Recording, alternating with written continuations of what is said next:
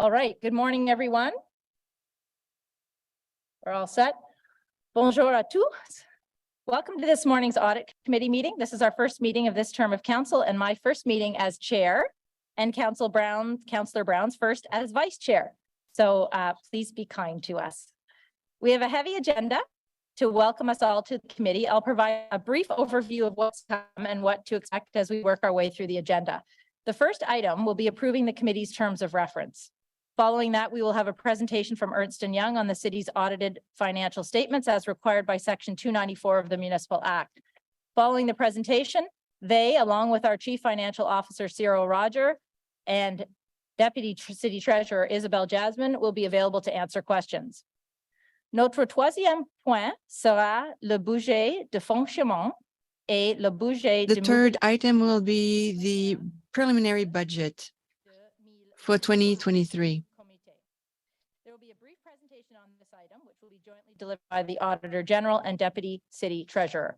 Following the presentations, we'll have questions from the committee members to the Auditor General and city staff. Nous allons ensuite passer aux quatre Afterwards, we will look at the different inquiries. We'll start with the audit of the city's response to the convoy protest. There will be a 20-minute presentation from the Auditor General and Deputy Auditor General. Following the presentation, the Office of the Auditor General will respond to questions from committee members. That will be followed by questions from other members of council, and then we'll go on to questions to staff. Just a reminder to staff who are responding to questions but not present in chambers, please activate your video feature on Zoom if your internet bandwidth allows. That will be followed by the audit of the governance of the city's pandemic response. Similar to the previous one, we'll have about a 10-minute presentation from the Auditor General and Deputy Auditor General.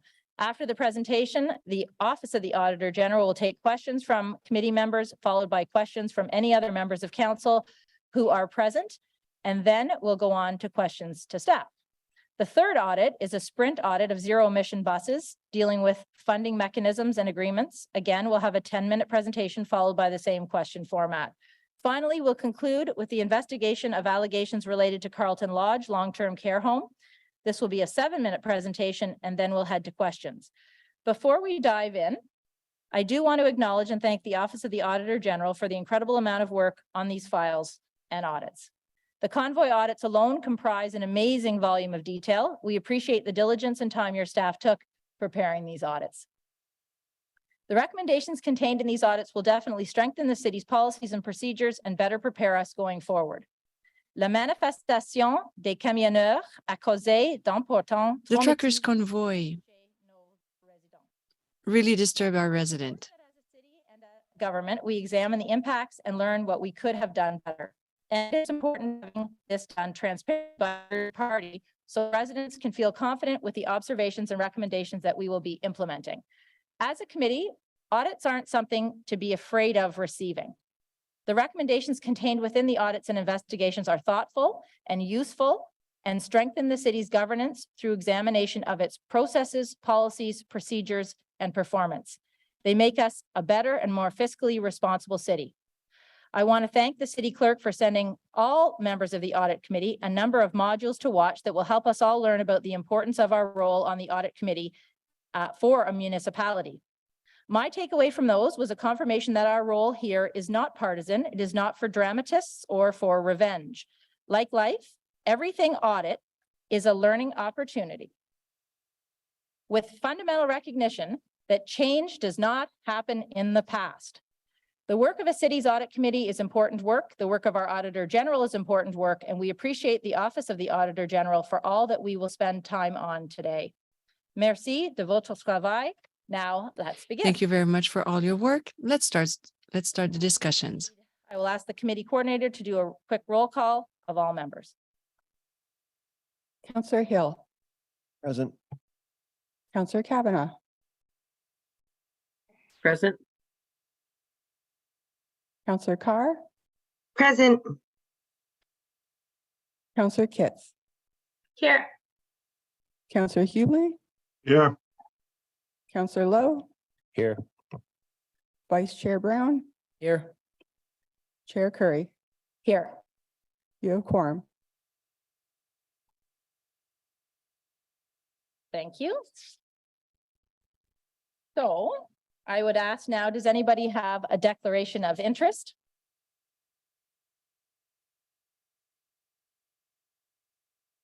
Seeing none, we'll move to confirmation of the minutes. Minute 17 from September 12th, 2022 meeting. Are these minutes confirmed?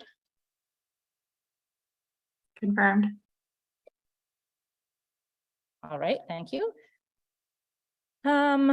Office of the City Clerk. So the Audit Committee terms of reference. I thought what I would do before that is I would go to Vice Chair Brown, as there's a procedural motion for item 6.2 that if we dealt with now would make our agenda actually proper and complete. Councillor Brown? Thank you, Chair.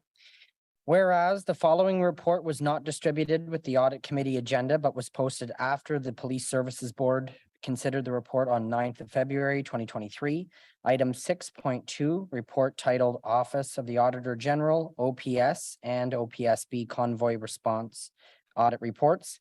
Therefore, be it resolved that pursuant to subsection 89, paragraph 3 of the procedure bylaw, the Audit Committee approve the addition of this item.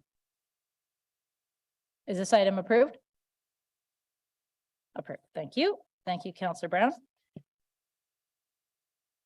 So the first item on our agenda is the Audit Committee terms of reference. Does anybody want to hold this item for any questions? No? All right. So is this item carried? Carried. Carried. Thank you. The next item, Finance and Corporate Services Department. We have a presentation from Ernst & Young, and everything following this will have a presentation as well. So we will begin with the presentation from Ernst & Young on our financial statement audit plan. Mita Myers and Susie Guignac from Ernst & Young will be speaking to the PowerPoint presentation.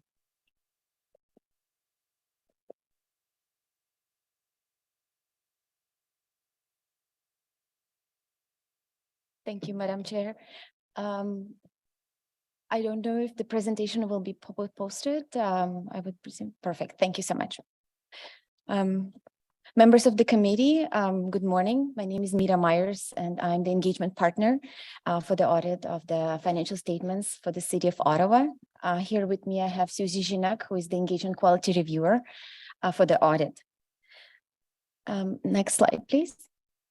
So here we're presenting just a table of contents of what we're going to discuss in highlights. On the next slide, we are engaged to opine on the financial statements of the City of Ottawa, along with the other financial information for the related entities and other programs as needed.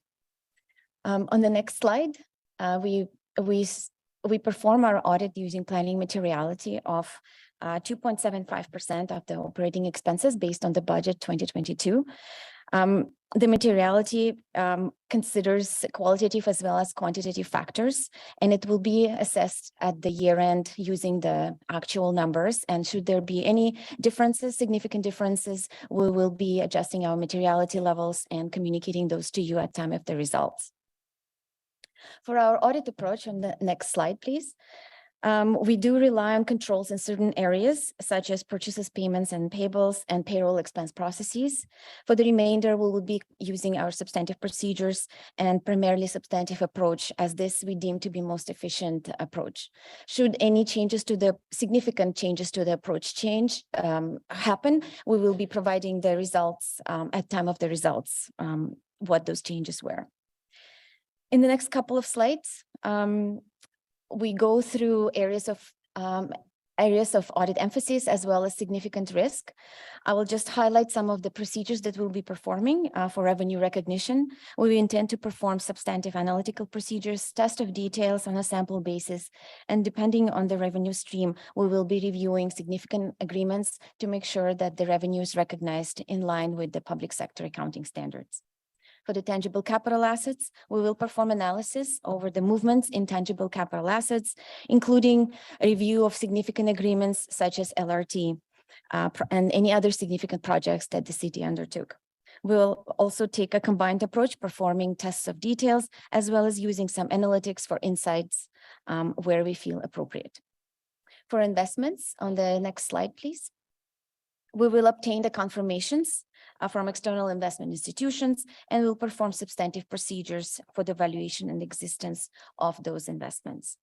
For the employee benefits, we will be involving our internal actuaries to review management assumptions and also methods used by the actuaries to arrive at those estimates. For contingent liabilities, we'll assess the completeness and review management assumptions used to record those contingent liabilities. For commitments, we will audit the completeness and accuracy of the disclosures related to the commitments, including commitments related to significant projects such as LRT. With the continued impact of COVID-19, we will assess that impact on the estimates with high measurement uncertainty, specifically on impairments of assets and any other sections of the audit as necessary. On the next slide, please.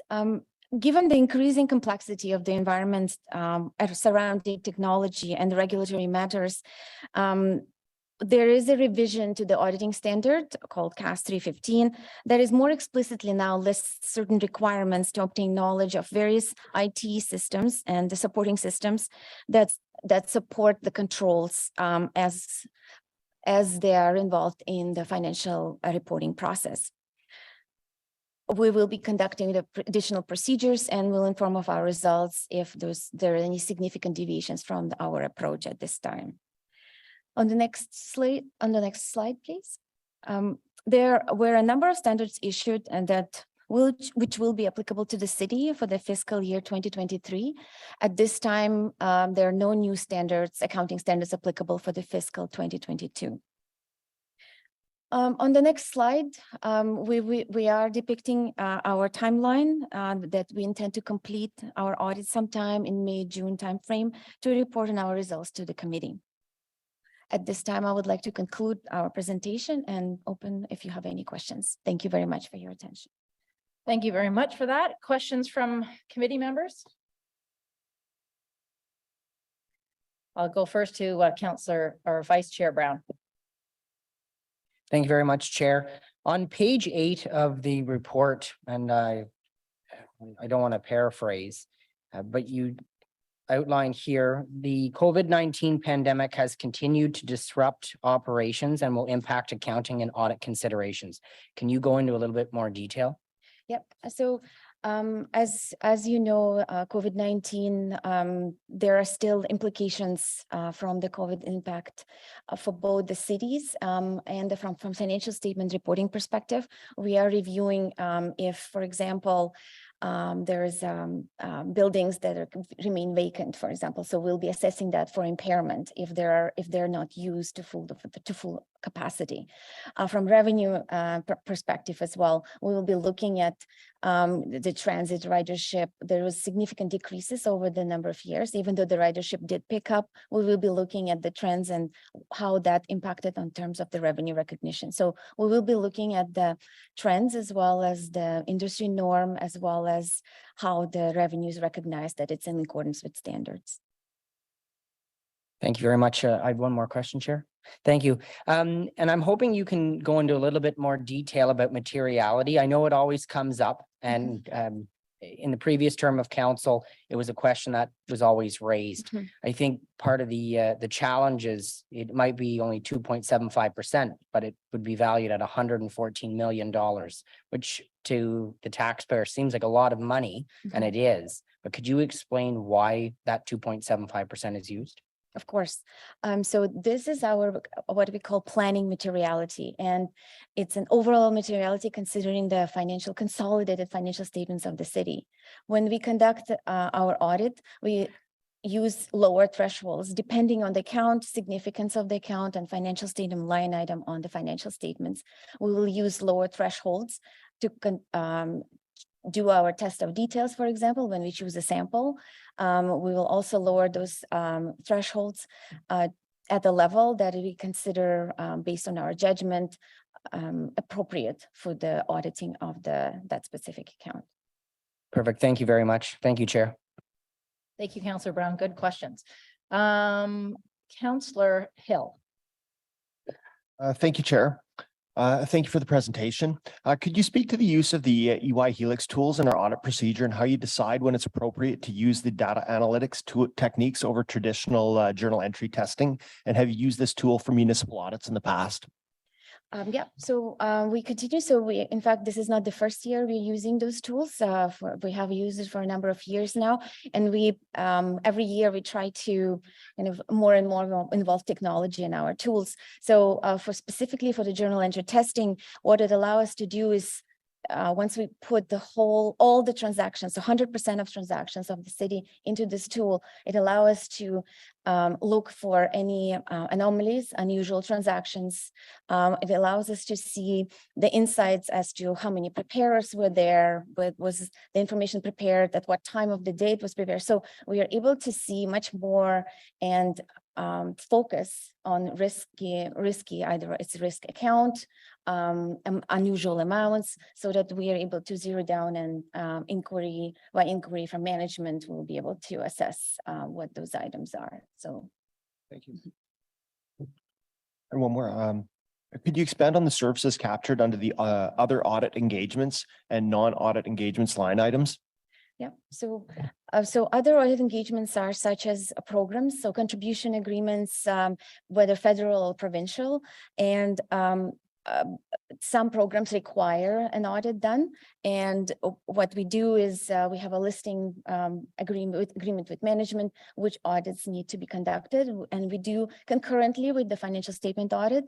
Sometimes it's actually throughout the year, just depending on the deadlines. Thank you, Chair. That's all. Thank you very much, Councillor Hill. Councillor Brown, your hand is still up. Do you have other questions? No. Okay. I don't see any other hands up. So the recommendation in front of us is that the audit committee receive this report and forward it to council for information. Is this report received? Received. Thank you. Item 5.2, 2023 draft operating and capital budget. First, what we're going to do is have a presentation from Cyril Rogers, and then we'll have 3 delegations on this item that are as a reminder to delegations that are simply on the audit committee budget. And then we will go to questions from staff. So Cyril. Thank you, Chair. Actually, Isabel and Natalie will be doing the presentation today, so I get a little bit of a break for a change. So thank you very much. That's because you're doing so many presentations out in every community in the city. All righty. Thank you very much. Thank you very much, Chair. I believe I will be starting the presentation. If we could go to the next slide, please. So as you can see here, the Office of the Auditor General budget is just under $2.7 million, which is what is budgeted for 2023. We have an increase on the table of $255,000.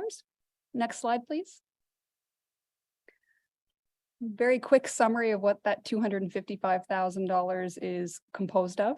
$45,000 of that is for adjustments in potential cost of living and increments for benefits adjustment. So this is really just for our office staff. And then a $210,000 request for maintaining service for our current funding. That'll break down a little bit. The Office of the Auditor General is provided, generally speaking, with the percentage increase that is council's direction. So for example, if our budget is set at 2.5% for 2023, that a 2.5% increase, the Office of the Auditor General is generally provided with that increase. So that increase is put to $60,000 for inflationary increase of materials and services. These are generally used for our professional services when we need to consult out to get different expertise for our audits. You'll also see $150,000 additional one-time funding request. And this is specific to cover additional non-planned audits that have come to our attention over the course of this past year. So as many of you may recall, last year we were requested to take on the review of the convoy protest. So that was one particular audit that we started that we hadn't planned for. As well, this past fall, Council brought forward a motion for us to consider an audit on the additional work to be performed on Lansdowne. So we will be performing that this year, and that wasn't planned, and it will also require us to bring on a few additional experts in with regard to specific financial expertise. So that's what we are looking at from an ask for our 2023 budget. Thank you.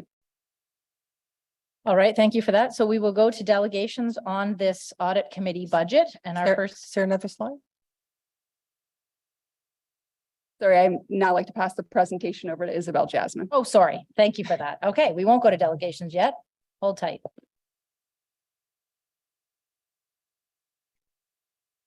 Perfect. So this portion of the audit committee budget is managed by corporate finance in the finance services department. It is the budget required for our assurance and non-assurance audits conducted by our external auditors Ernst & Young. The total budget is $443,000 and $155,000 is recovered by finance from other departments and entities for specialty audits. Next slide. There's $443,000 budgeted for all external audits coordinated by the finance department. The financial statement audit includes all the consolidated entities of the city of Ottawa, including the audit of the BIAs, Ottawa Community Lands, the legacy pension plans, and the sinking fund. $155,000 of the 443 is recovered by finance from other entities, departments, programs, or projects that also require assurance and non-assurance audits. Examples include the transfer payment agreements with the provincial and federal governments, such as the LRT funding agreement, long-term care, public health, in-house waste collection, Ontario Works, etc. The requirement for specialty audits is updated each year as new agreements and programs are implemented and others come to an end. That's it. Thank you.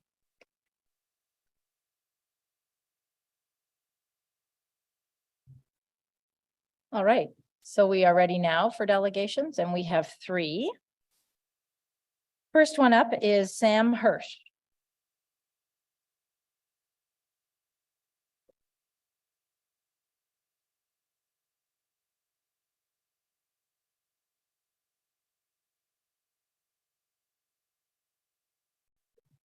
Hi, can you hear me? Yep, I can hear you and welcome, and you have 5 minutes. Great, thanks. Excuse me, feeling a bit unwell, so I'll try my best. So I'm just going to specifically be speaking to the services review there in the budget that's being proposed. So, you know, in the 2010 municipal election in Toronto, just like Mayor Sutcliffe, former Toronto Mayor Rob Ford ran on a campaign about finding efficiencies at City Hall. Eventually, a couple of months following that, similar to Mayor Sutcliffe, Rob Ford proposed something similar to the working group we are seeing today around the quote services efficiency and competitive framework. Ford called it a core services review. And exactly like Sutcliffe, former Mayor Rob Ford said that this review wasn't about cuts, but was about efficiencies. The resulting report, however, done by private firm KPMG, told a different story. The report suggested over $740 million in cuts that included contracting out and privatizing certain parts of the TTC, closing down certain library branches, cutting subsidies of childcare, allowing the private sector to take over community centers, cutting fire services, and much, much more. Not all the cuts ended up being made because many councillors fought back, but the bulk of them did, and Toronto is still reeling to this day. Not only did this lead to the erosion of services, but also led to the mass labor unrest, including TTC labor shortages that caused mass disruptions.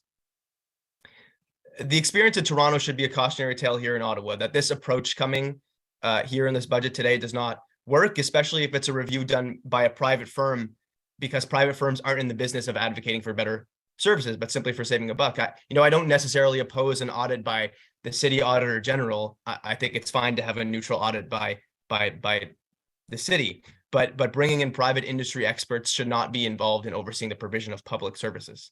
And one thing that really bothers me here in this framework document is that there are options to keep in-house services in-house, turning them into P3s or contracting them out, but there is no option to look at services that we have already contracted out in the last couple of years / decades and look at bringing them in-house in this proposed framework.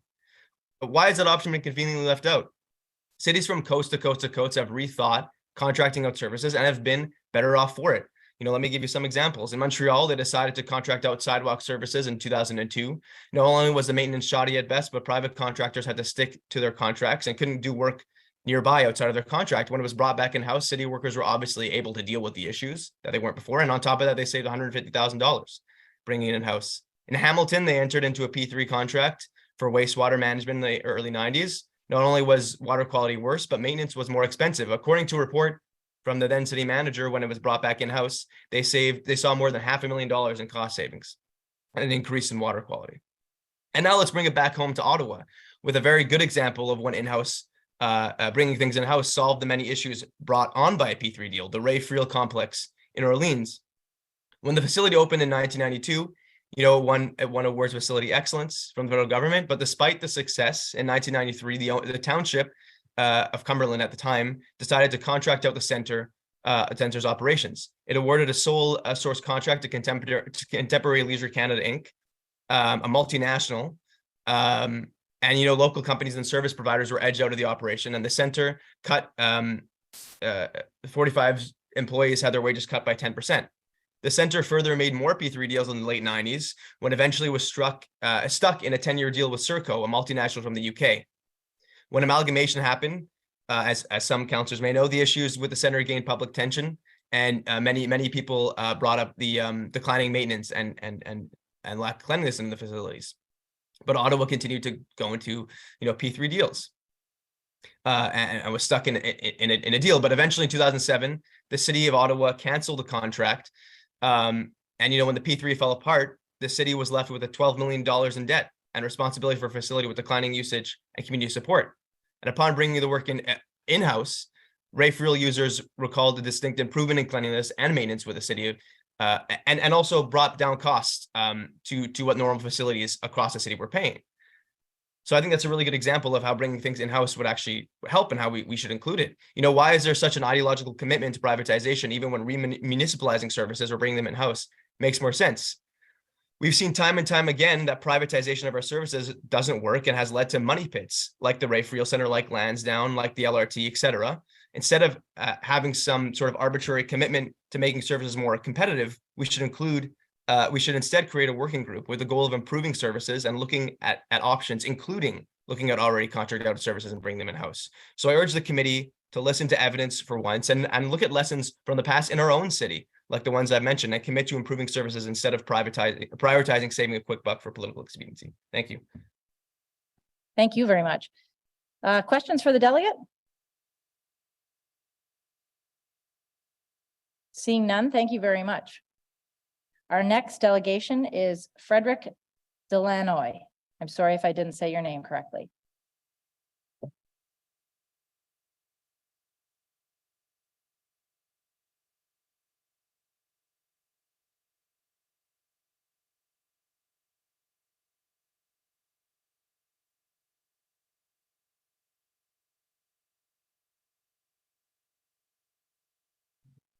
Do we have Frederick coming on?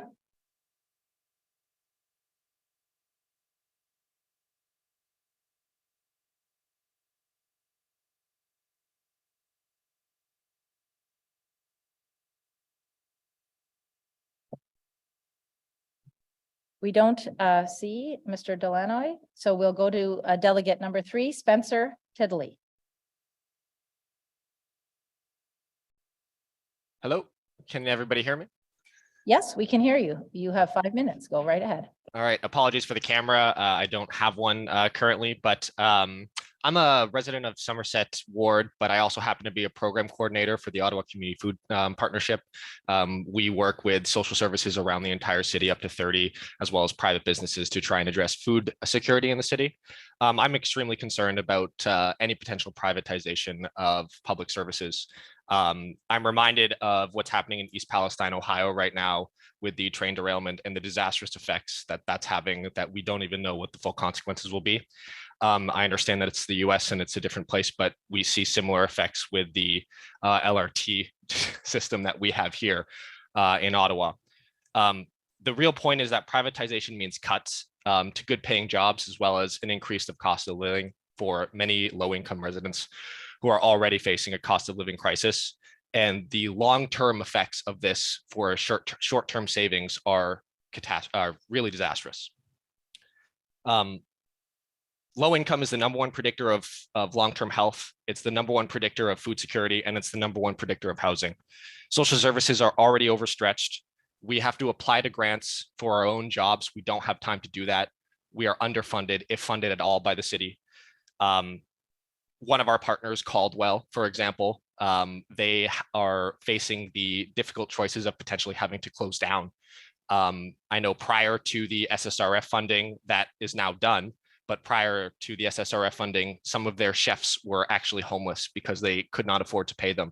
And these are people who are trying to feed those who do not have enough to eat. Some of our partners like Partage Vanier, the food bank there, which is not even the busiest food bank in the city, they service 80 to 100 people a day, every single day. That's just people who can show up at specific times and who live in their catchment area. For other food banks who don't have catchment areas, the numbers are way higher. So I would urge this council and committee to really, really rethink any kind of privatization of our services and to actually fund our social services. Thank you. Thank you very much. Any questions for the delegate? There are no questions. Thank you very much for coming. I will say now, the challenge we are seeing here is that the item was to speak to the Auditor General's budget. Loosely, maybe, but not definitely on that item. But, you know, this is the challenge we have. Important information we heard, but not on the agenda item necessarily. So I certainly would encourage delegates to make sure that they have other committees they look at for where their information might be shared more appropriately. But in terms of the item before us is to approve this budget. So questions for staff now I will go to from members of the committee.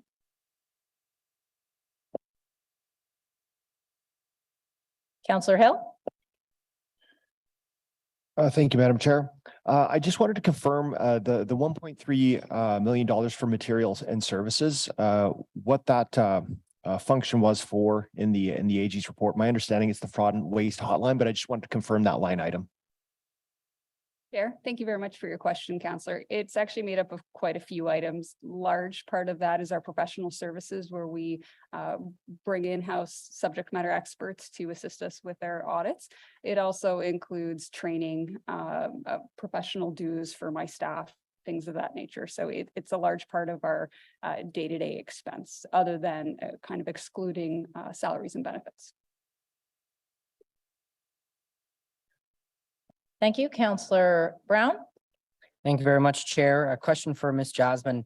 The $443,000 for the external audit fees, if these external audits are coordinated through the finance department, is there a reason this line item doesn't appear on the finance budget?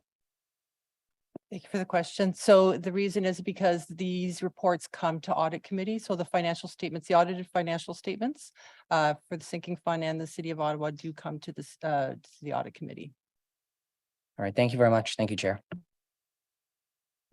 Thank you, Vice Chair. Other questions from members of the committee? No. Okay, I'll look to the Vice Chair then for the budget roadmap motion. Thank you, Chair. That audit committee recommend that council, sitting as committee of the whole, approve the audit committee 2023 draft budget operating resource requirement, page 2.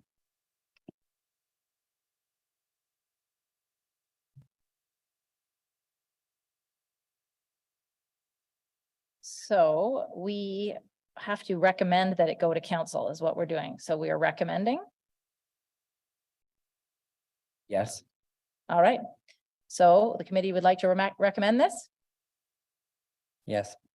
All right, we're recommending it to council. Thank you.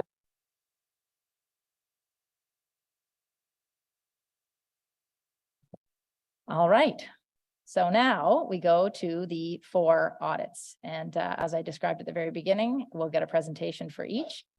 And I will look to our AG, Natalie. Madame la Présidente et les membres du comité de la vérification, bonjour.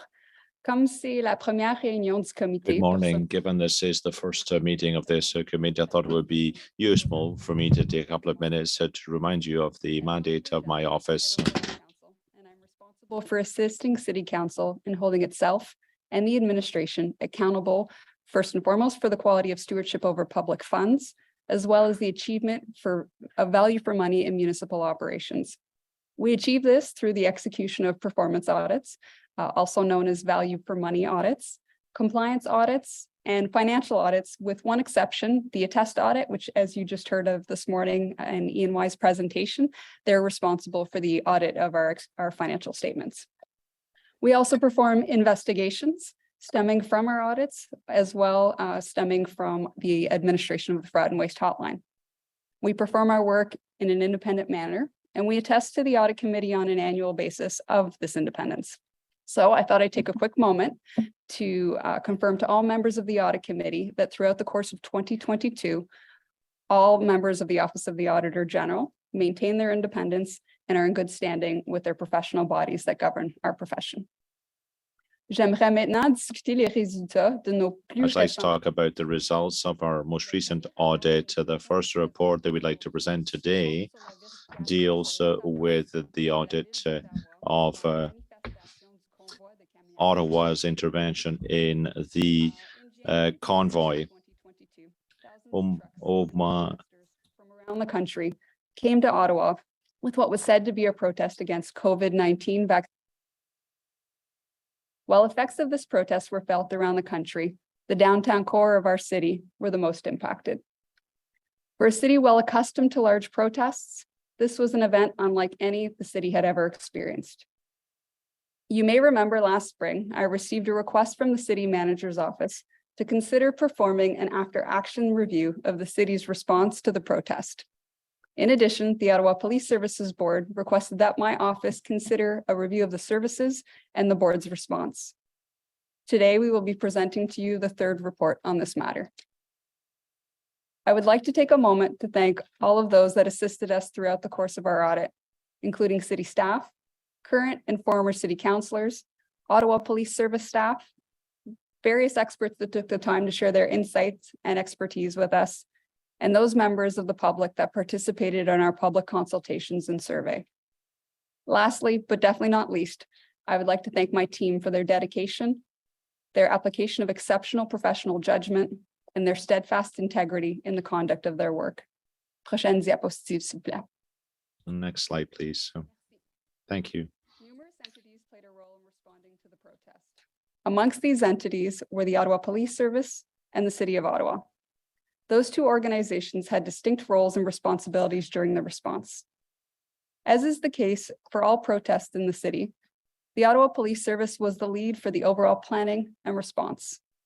Their priorities included traffic management, keeping peace and order, and maintaining the safety of all individuals involved.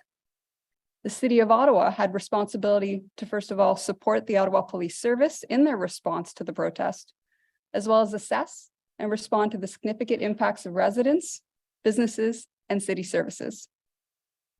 Since the police was the lead in the response, the city had to ensure that all of its actions and efforts were in support of police operations.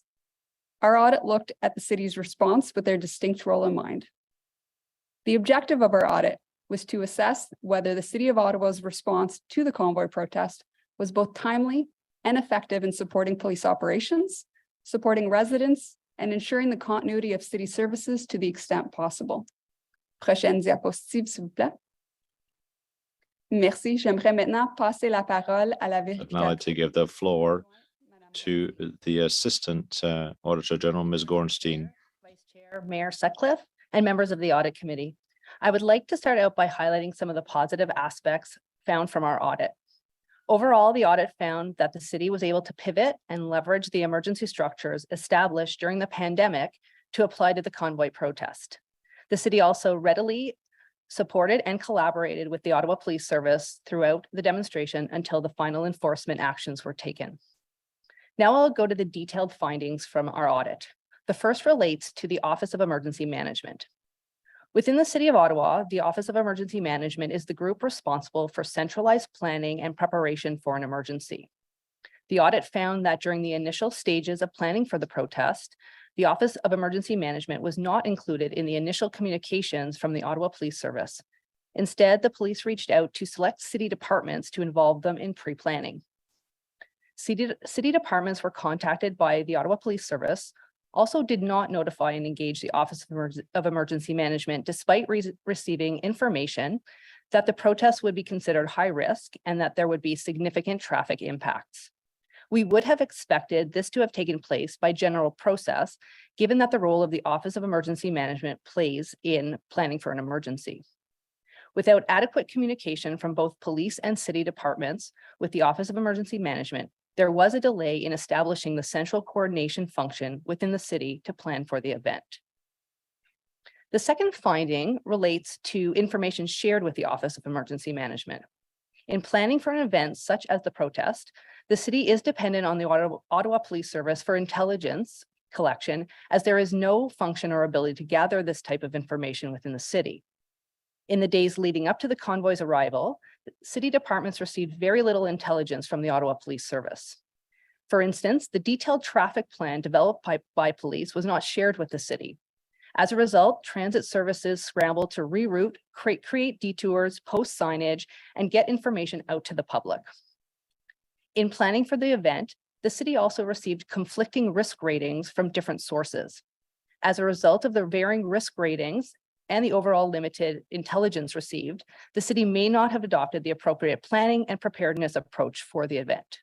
Next slide, please. The next set of observations are in the area of traffic management and transit services. The first is related to traffic management. While the response to the protest, including traffic management, was police-led, expertise on the topic of traffic management resides within the city. After the convoy's arrival and within the first 2 weeks of the protest, the city was not actively engaged for their expertise on city roads. Requests were made of the city, for example, providing and setting up barriers, but the city was not privy to the traffic plans behind the requests. The city was not privy to the same intelligence that the Ottawa Police Service had access to, and as such, in the early days of planning, would not have known the extent to which their further involvement could have benefited the situation. However, once the protest had evolved, and given the significant downstream impacts on city services, we would have expected that the city's senior management reach out to police to request more traffic management participation earlier in the event. The next finding is related to towing services. A significant challenge the city encountered during the convoy protest was obtaining heavy-duty tow trucks and qualified drivers to assist in the police in removing large vehicles parked on city roads. City staff explored many options, including inquiring of towing companies on the city's standing offer list. Unfortunately, there was no way to compel operators to provide their services. To better prepare for a similar emergency or need in the future, the city should determine what options are available to better ensure the availability of towing services. The last finding on this slide relates to notification of changes to bus routes. The convoy protest had significant impacts on residents' ability to access public transportation. Due to the nature of the protest blocking many downtown streets, many changes were made to transit services during the 3-week period of the convoy. The audit found that while the city consistently posted online updates, physical notices on bus stops that were no longer in service did not always have posted signs indicating such. This caused confusion for residents, especially those who did not use the internet, and was especially problematic during the winter temperatures at that time. Next slide, please. The next finding relates to assistance made available to residents during the protest.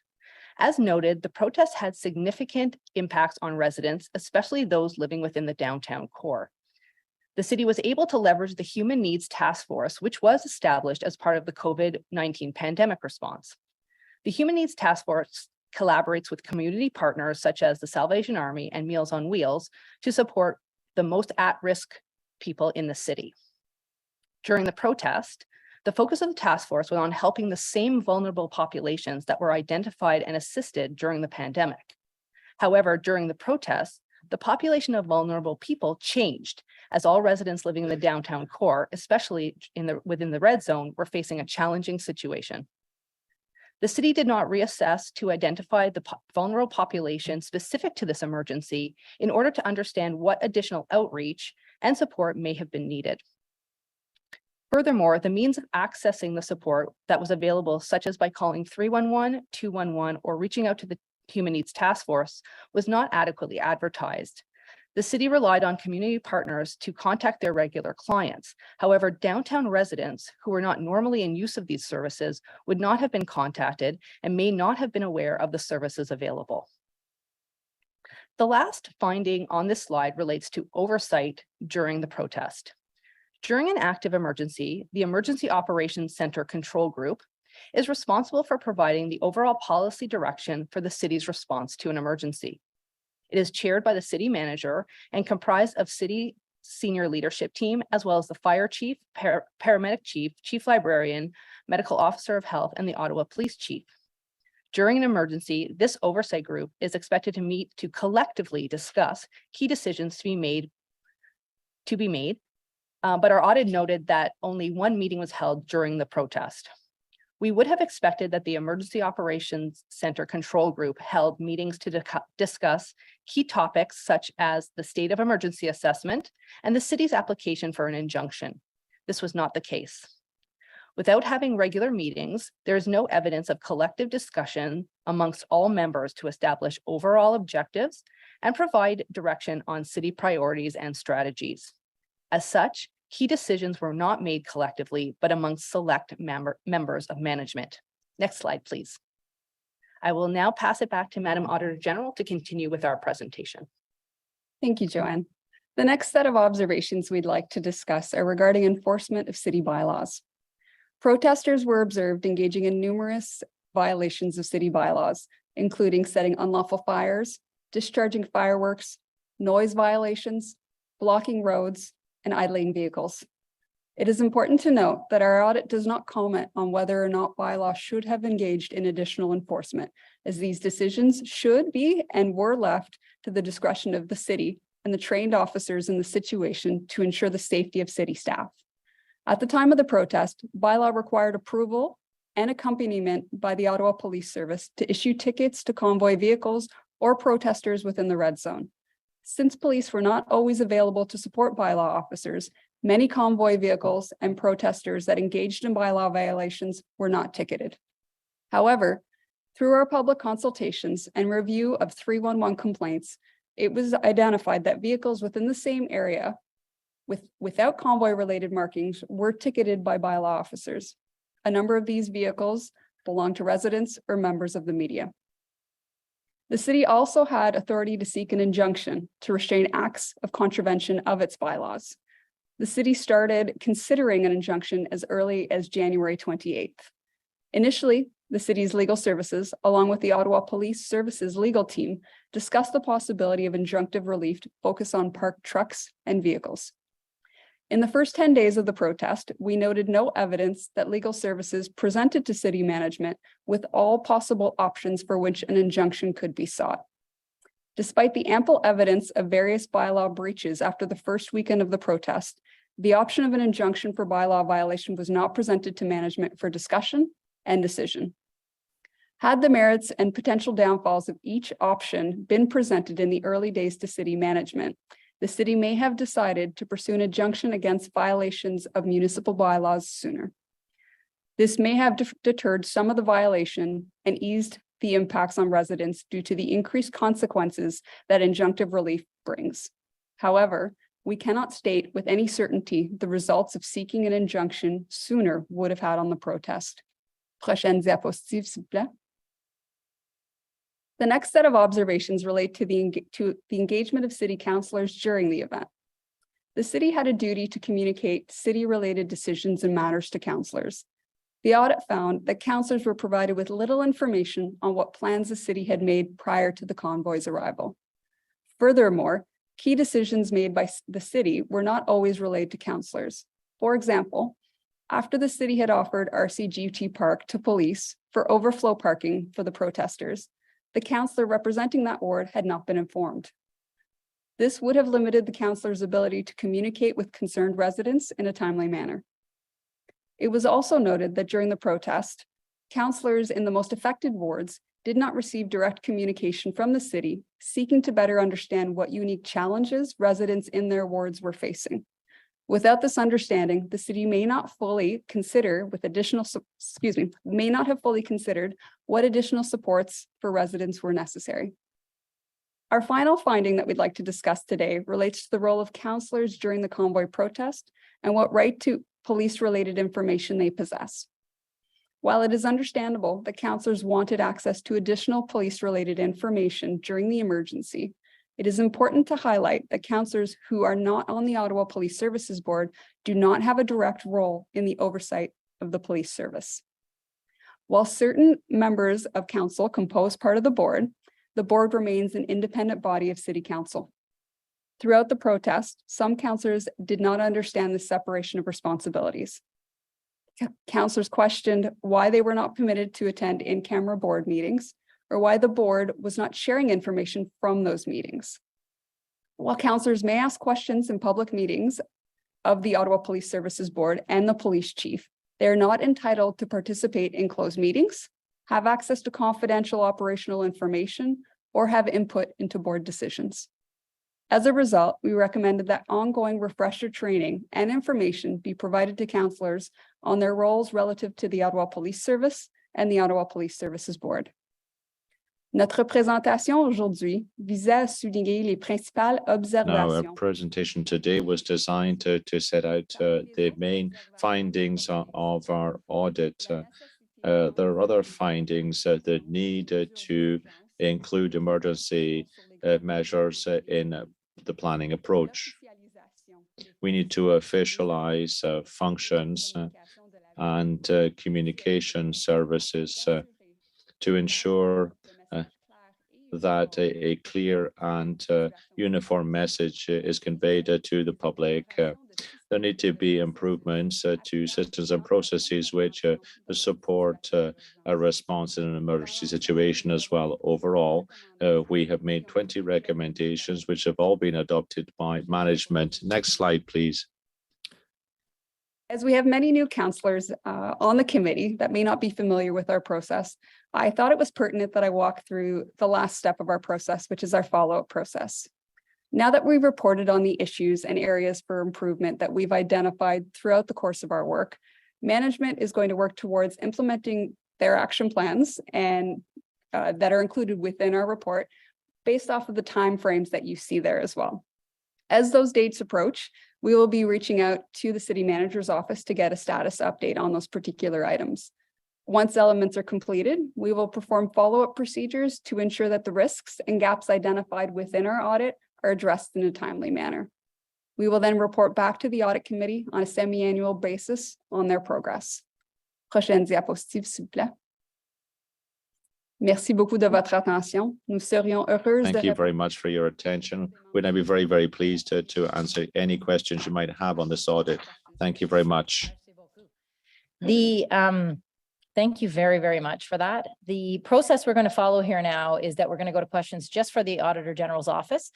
But I will say that if you note at item 6.2, the other two audits that were presented to the Police Services Board are related.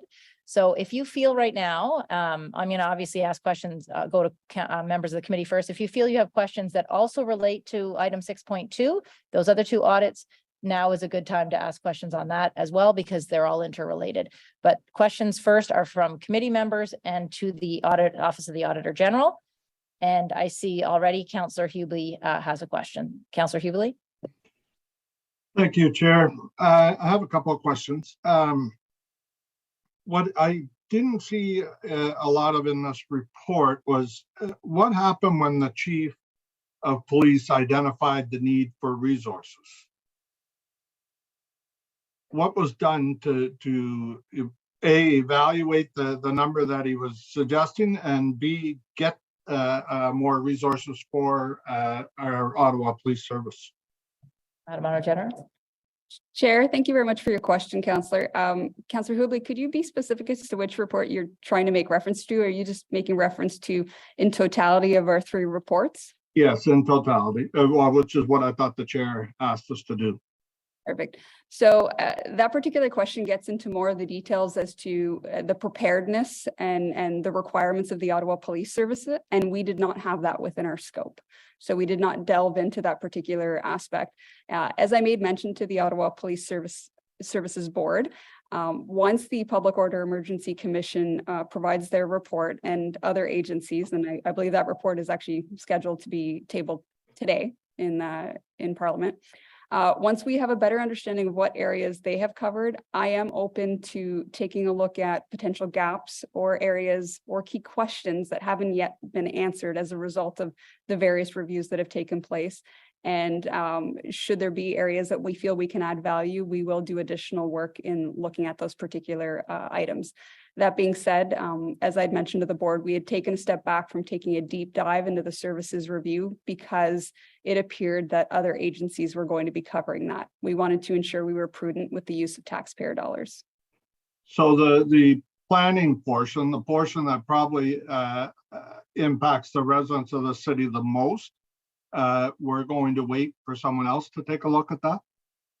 Because the federal inquiry that was being performed had a mandate, I obviously couldn't ask the commission to not look into specific items. I didn't want to duplicate work. So you are correct. It is a very, very important piece to get answered, which is why I'm still very open to doing additional work to get those answers if we do not get them in the additional reports that are scheduled to come out. Okay, so then my next question, and I'm now prepared that you may tell me the similar answer to this. I wondered at the time, and the motion that I had submitted along with Councillor Tim Tierney, at the time we were looking for a review that the police OPS would participate in, that this was going to be you looking at what the city and OPS was doing. I think in the end you separate them as two separate reports.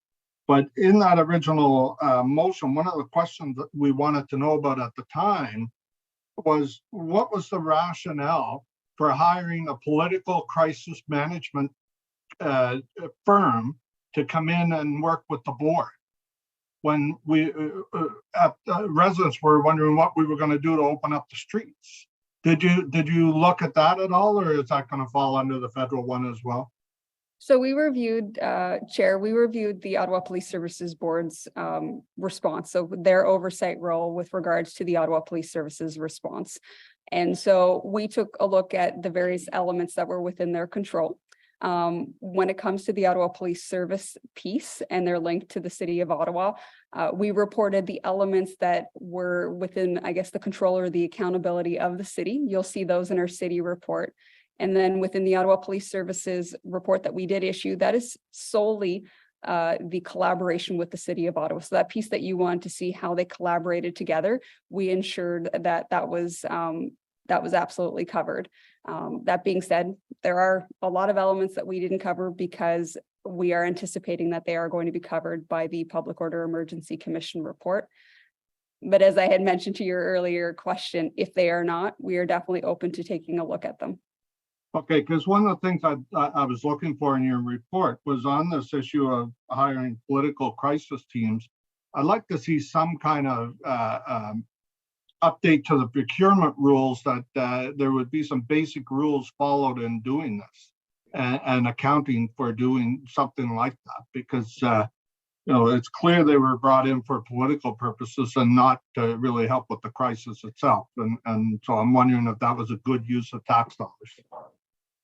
Chair, I couldn't speak to that particular item as that wasn't an element that we delved into. We did make note with regards to the members sitting on the Ottawa Police Services Board that in future that there is additional coverage and ensuring that there was adequate expertise on the board. And if that expertise didn't exist, that there would be expertise hired, whether it be legal expertise, whether it's communication, because they do need to have additional supports in order to be able to conduct their oversight responsibilities. So while I can't state whether or not that particular firm was required, I can state that they definitely did need additional assistance in ensuring that they had the right expertise in order to assist them throughout the 3.5 weeks and throughout all of their work on an annual basis. Okay, thank you. And you also address the issue of board meetings, whether they were in camera or they should have been in camera or in the public, because as you correctly point out, council at large cannot participate in the in-camera meetings, but in your own report, you're saying that those should not have been in-camera meetings. So I believe it's the provincial investigator that looks into the in-camera meetings and whether they were held properly. Has this been referred to the province to review further? Chair, thank you for your question, Councillor. I can't state whether or not this has been referred any further to the province. These are specifically bylaw, there's specifically kind of bylaws that are established by the Ottawa Police Services Board, and as such, it's a contravention of their own specific rules that occurred from that perspective. But I don't believe we concluded that certain items should not have been in camera. Our report makes reference to the fact that there were, for example, meetings that occurred that were defined as quorum via email. So those should have been actual meetings, whether they should have been public or in camera. We hadn't dove into those particular elements, but first and foremost, agendas should have been noted so the public was aware of what was being discussed. When there were in-camera meetings, in some instances, there were elements that were not they were not communicating that they were going to hold in-camera meetings. And so those were more the elements that we were raising, not necessarily the topics that were discussed, but more so the format and the transparency with regards to having those discussions and holding those meetings.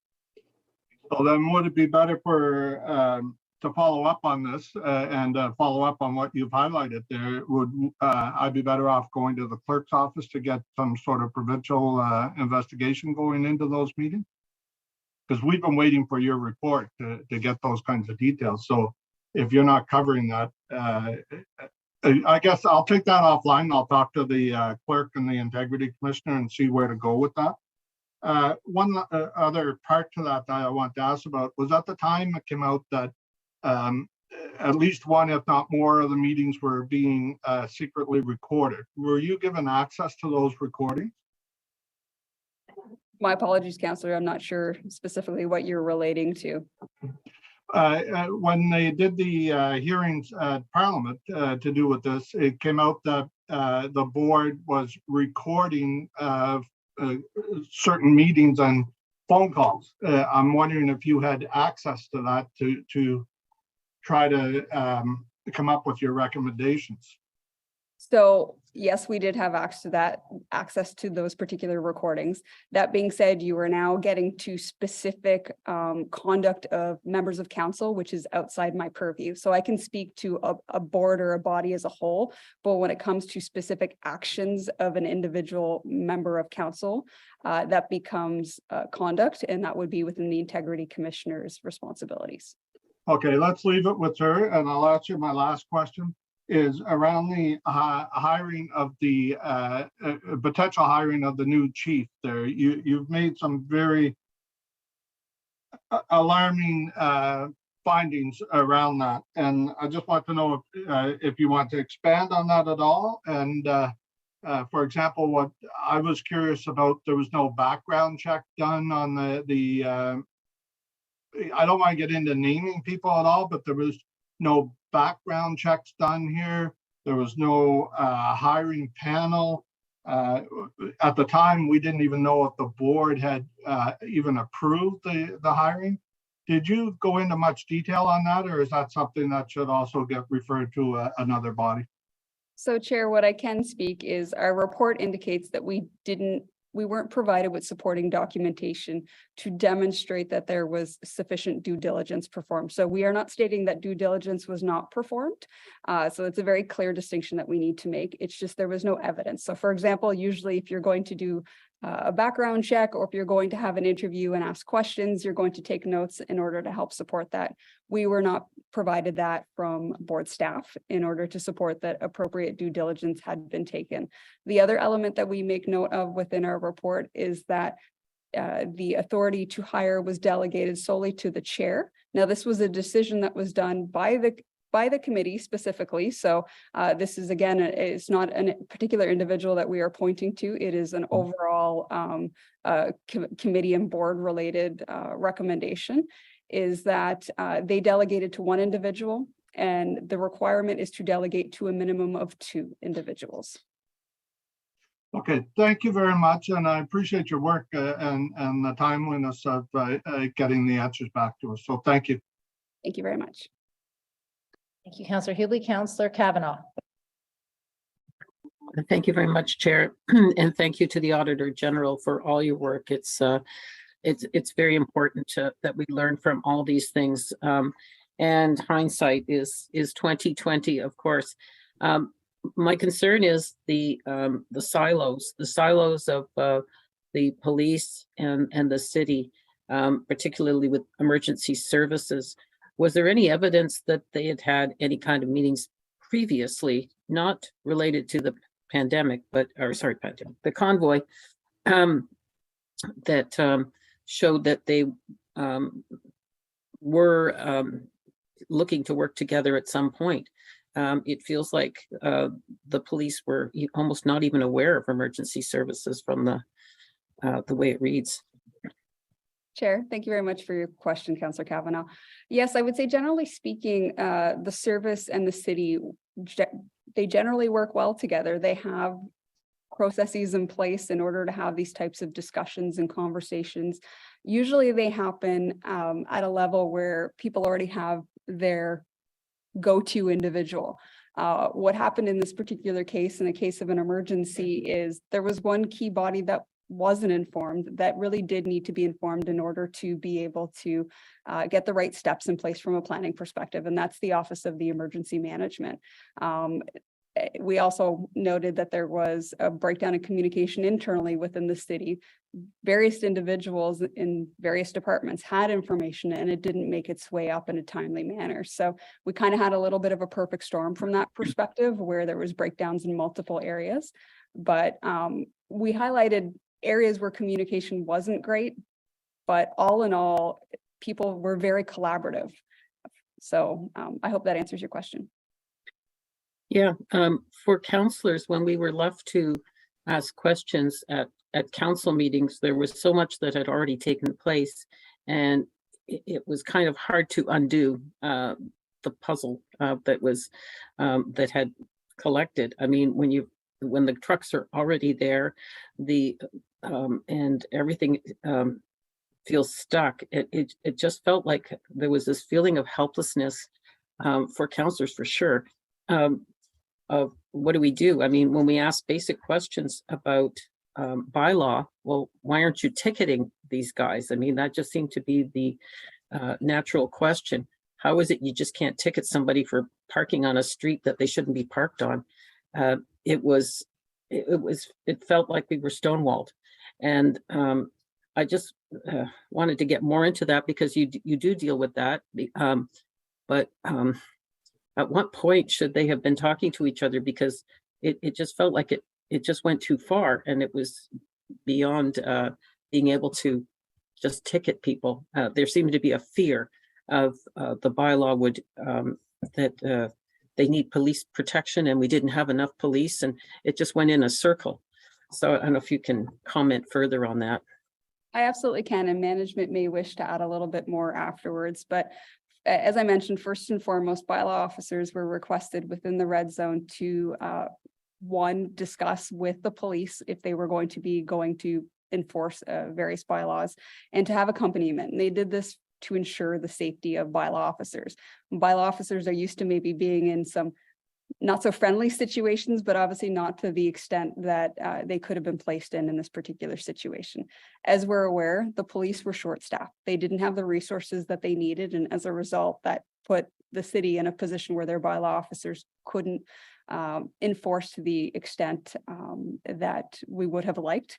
And I'm sure Monsieur Ayat would probably add to that some of the staff were actually very frustrated that they couldn't do their job and wanted to do their job. And we definitely heard that through the various discussions that we had with staff.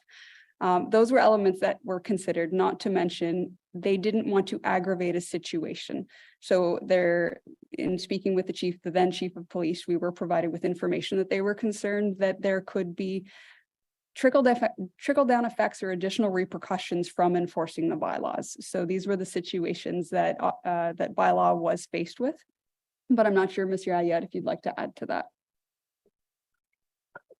Certainly, Madame la Présidente, I'd be happy to answer that. I think that in the history, for as long as I've been around in the city of Ottawa, when we have protests, there's a system of communication between bylaw and police. And it always worked very well. And that because it's a police-led event, that they would direct when bylaw would issue tickets or not. And as a result of that, there was this good relationship that had always been built over time on the hundreds and thousands of different protests that we worked together with. And in this particular case, there was not a fear from a bylaw perspective, but we kept being reminded by police that any single point of contact could result in riots and serious injuries and deaths, not only to our officers, but to citizens. Burning buildings. I don't want to exaggerate, but this was a terrible, terrible situation. And we kept being reminded by police to not be that single point of contact.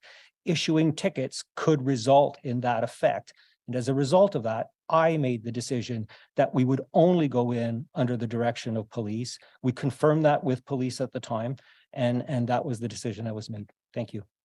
Thank you, Thank Manager, for that. Thank Councillor Kavanaugh? Yes. Considering we're going to get another report on the Emergency Act in just a couple of hours, less than that, it'll be interesting to see how that dovetails into this discussion. But I can tell you that the feeling of helplessness was so difficult for councillors to just trying to decide what to do next when things had gone too far, particularly for the residents of Centertown, and the noise factor, the hostage feeling. It was overwhelming, and I appreciate that we're looking at these and the role of our community and social services and public health. It just felt like, again, there were silos that just didn't get communicated quickly enough to help residents. And I'm not blaming staff, it's just the fact that they were somehow held back. Can you comment on that further? Oh, I can't hear you. My apologies. Okay. Chair, I think generally speaking, we're used to seeing the city respond to emergencies in which they are the lead. So I think that's the first element that we have to highlight is they were there to support the Ottawa Police Service. And as a result, every action they took had to align with the plans that they had and the goals that they had. And so I think that's a very important piece to keep in mind. While not something you'll necessarily see in great detail in our report, I do think the impact of being in a pandemic, an existing emergency situation for multiple years, having additional emergencies such as blackouts, the derecho, really, really has taxed the city. So I think you're looking at a city that's extremely tired, that is worn down, and then faced with a situation that they weren't provided with sufficient time to adequately plan, in my opinion. Again, there as a support, not having all the same information that the police did have put them at a disadvantage. I appreciate that, and we could see it. It felt that they were running on fumes, if you want to put it that way, in many ways.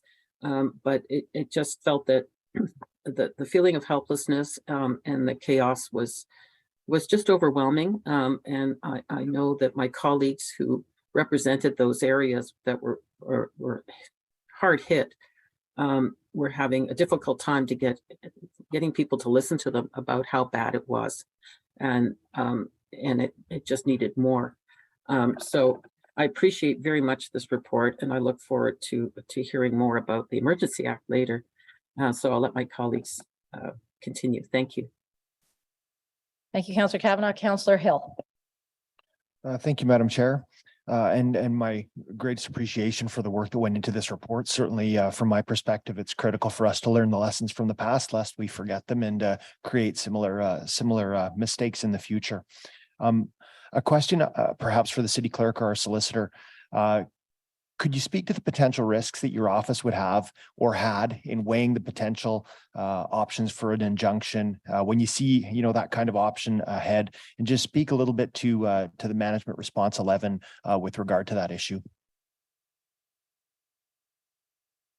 City Solicitor. Thank you, Chair. Certainly, I think we start from the premise that an injunction is an extraordinary measure that a municipality takes in the context of enforcing its bylaws in that way. And it's usually the end of a continuum of enforcement. And so that's the last step in that continuum. And so that's kind of the origin of it. And from when we look at something like an injunction, we also have to appreciate that obtaining one is not necessarily a foregone conclusion. And we saw that recently in Kitchener, where that municipality sought an injunction and it was ultimately denied. And so those are the at the infancy of it. Those are the kinds of things that we weigh, because seeking an injunction and not getting one may well be read as either condemnation by the court or even a judicial endorsement of the actions of the protesters in this instance.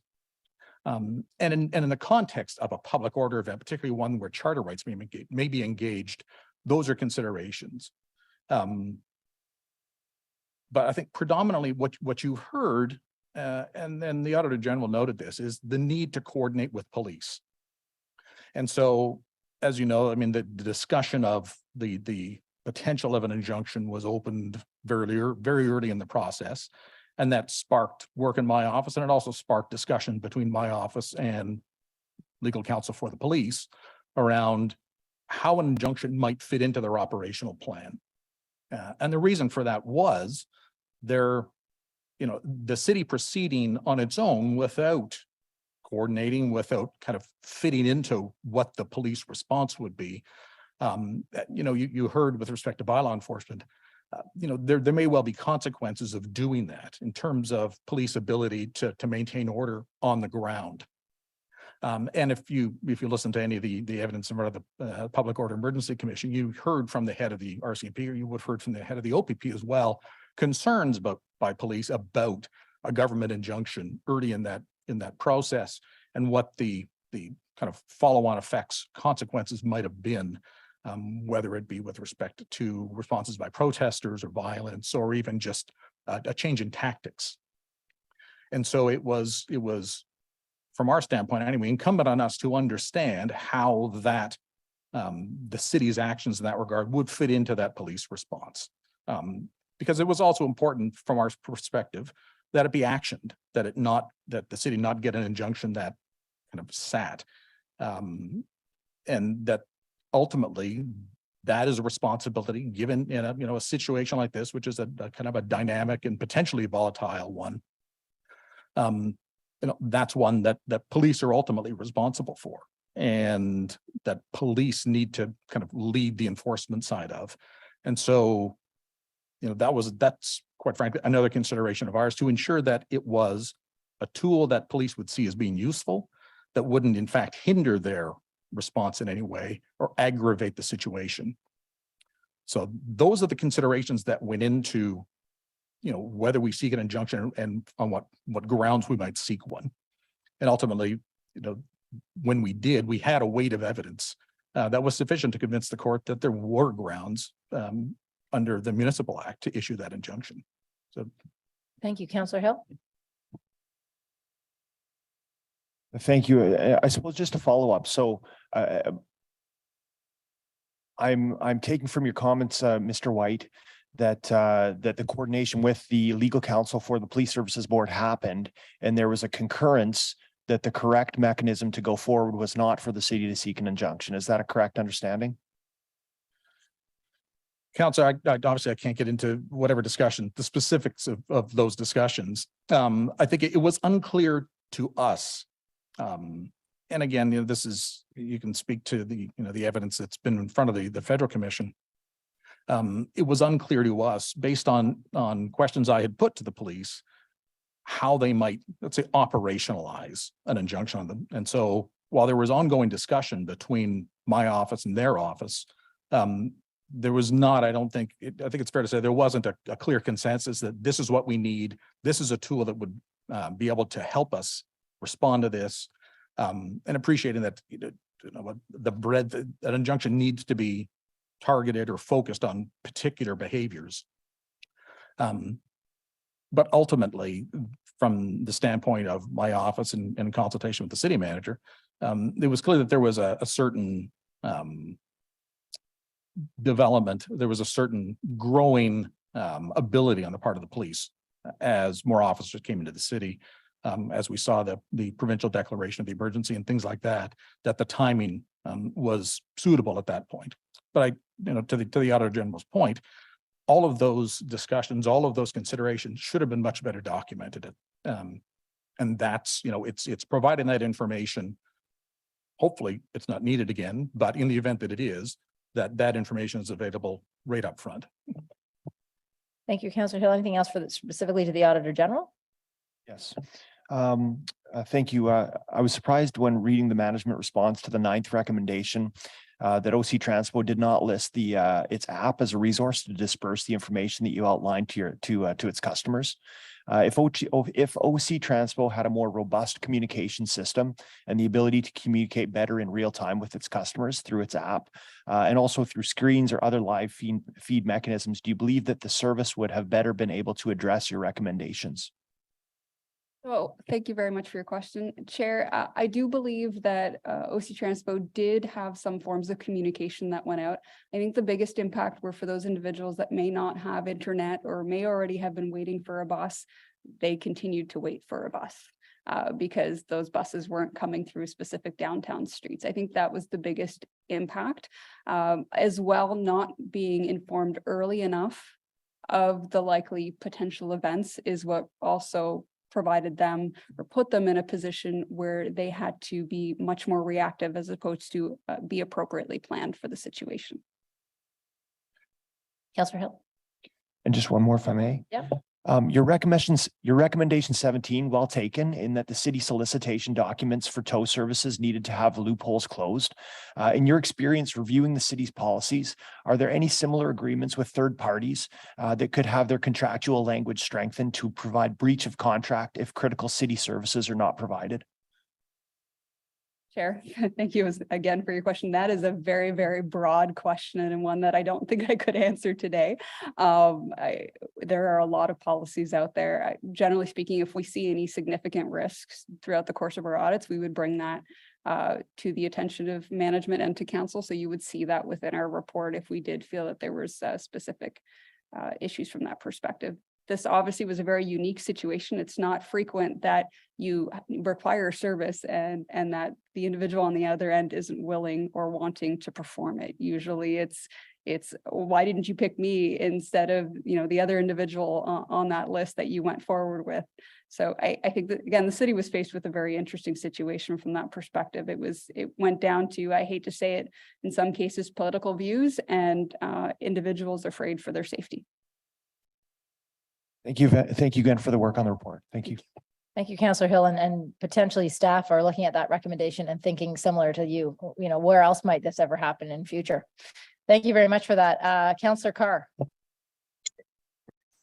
Thank you very much for your work. I would describe myself as a performance audit enthusiast, as it's a key tool for improving our organizations, whether it's improving communications, better integration of roles and responsibilities, identifying gaps, or any other component.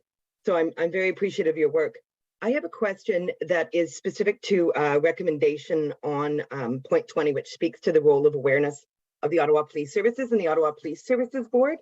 The recommendation, the management recommendation is that the Office of the City Clerk will introduce new orientation training for members in or around Q4 of 2024 regarding matters raised by the Auditor General with respect to roles. I'm wondering why the delay in that.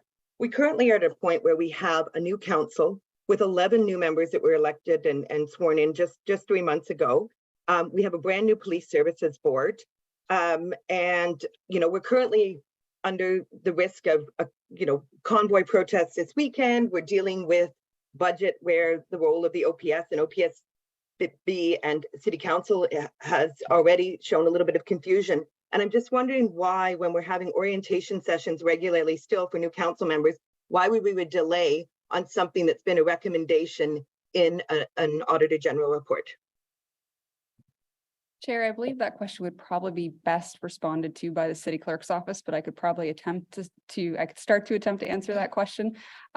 First and foremost, I'm pretty sure he probably doesn't have training in his back pocket, so it likely has to be developed. And I do know that the city clerk's office is a small office that could always use a few extra hands, but I will let Rick answer that question. Thank you very much. We will certainly make every effort, Madam Chair, to do this training as quickly as possible. We set the timeline at the farthest end, we believe reachable. We have budget currently now occupying many council and committee meetings. After that, we have the summer recess, and then we would be looking into the fall. So it was just a timeline, but we'll certainly take it away as quickly as possible. Okay, thank you, Councillor Carr. Yes, thank you very much. And again, thank you for all your work. Thank you. And Councillor Kitts. Thank you, Chair. Yeah, thank you very much for this. I'll echo Councillor Hill's comments. It's really important work and it's appreciated. Not to stray from the incident at hand, but having just dealt with another emergency, I am interested in this relationship between OPS and the Office of Emergency Management and appreciating that this is with respect to incidents with citywide significance. I am happy to see that this is being looked at. So I see in the report that the process will be formalized and work will be completed by the end of this year. Will council be receiving a report on that work and sort of what's changed for information at that time? Auditor General. Chair, thank you very much for your question, Councillor Kitts. As I described just at the end of our presentation, we have a follow-up process. So we first and foremost wait until that time frame based off of management's response. And then we go in to determine whether or not they've completed the work. Firstly, we let them attest as to whether or not they have or haven't. We obviously don't want to go do work if they haven't completed anything yet.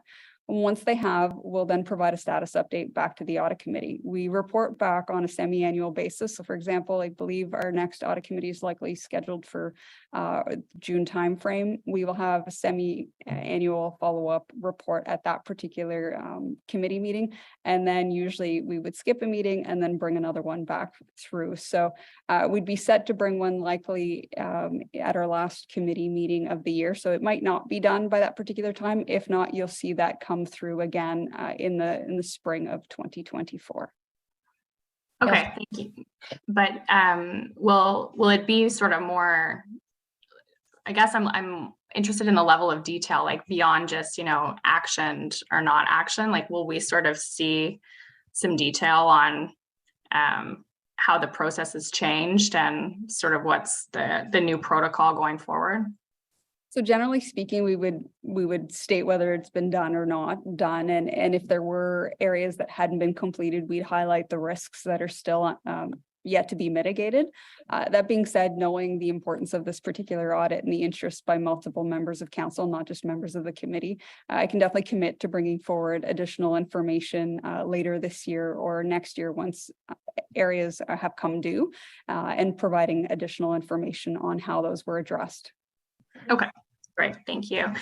And I understand, I think this is an out of scope question, but I understand from the inquiry, part of what impacted the board being informed by OPS was a fear of information being leaked. But am I right in hearing that that is outside your scope and not something that you looked at? So we reviewed, obviously, overall the information that was provided to the board.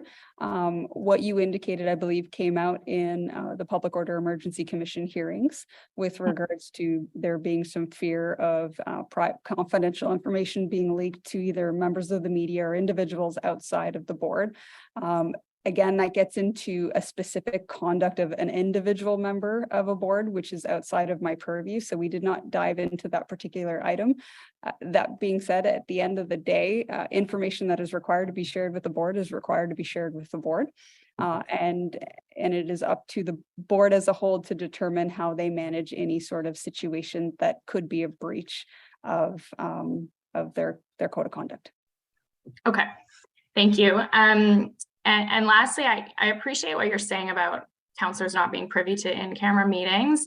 But I know that something that was particularly frustrating was that counselors not on the board were not being briefed on information before it became public.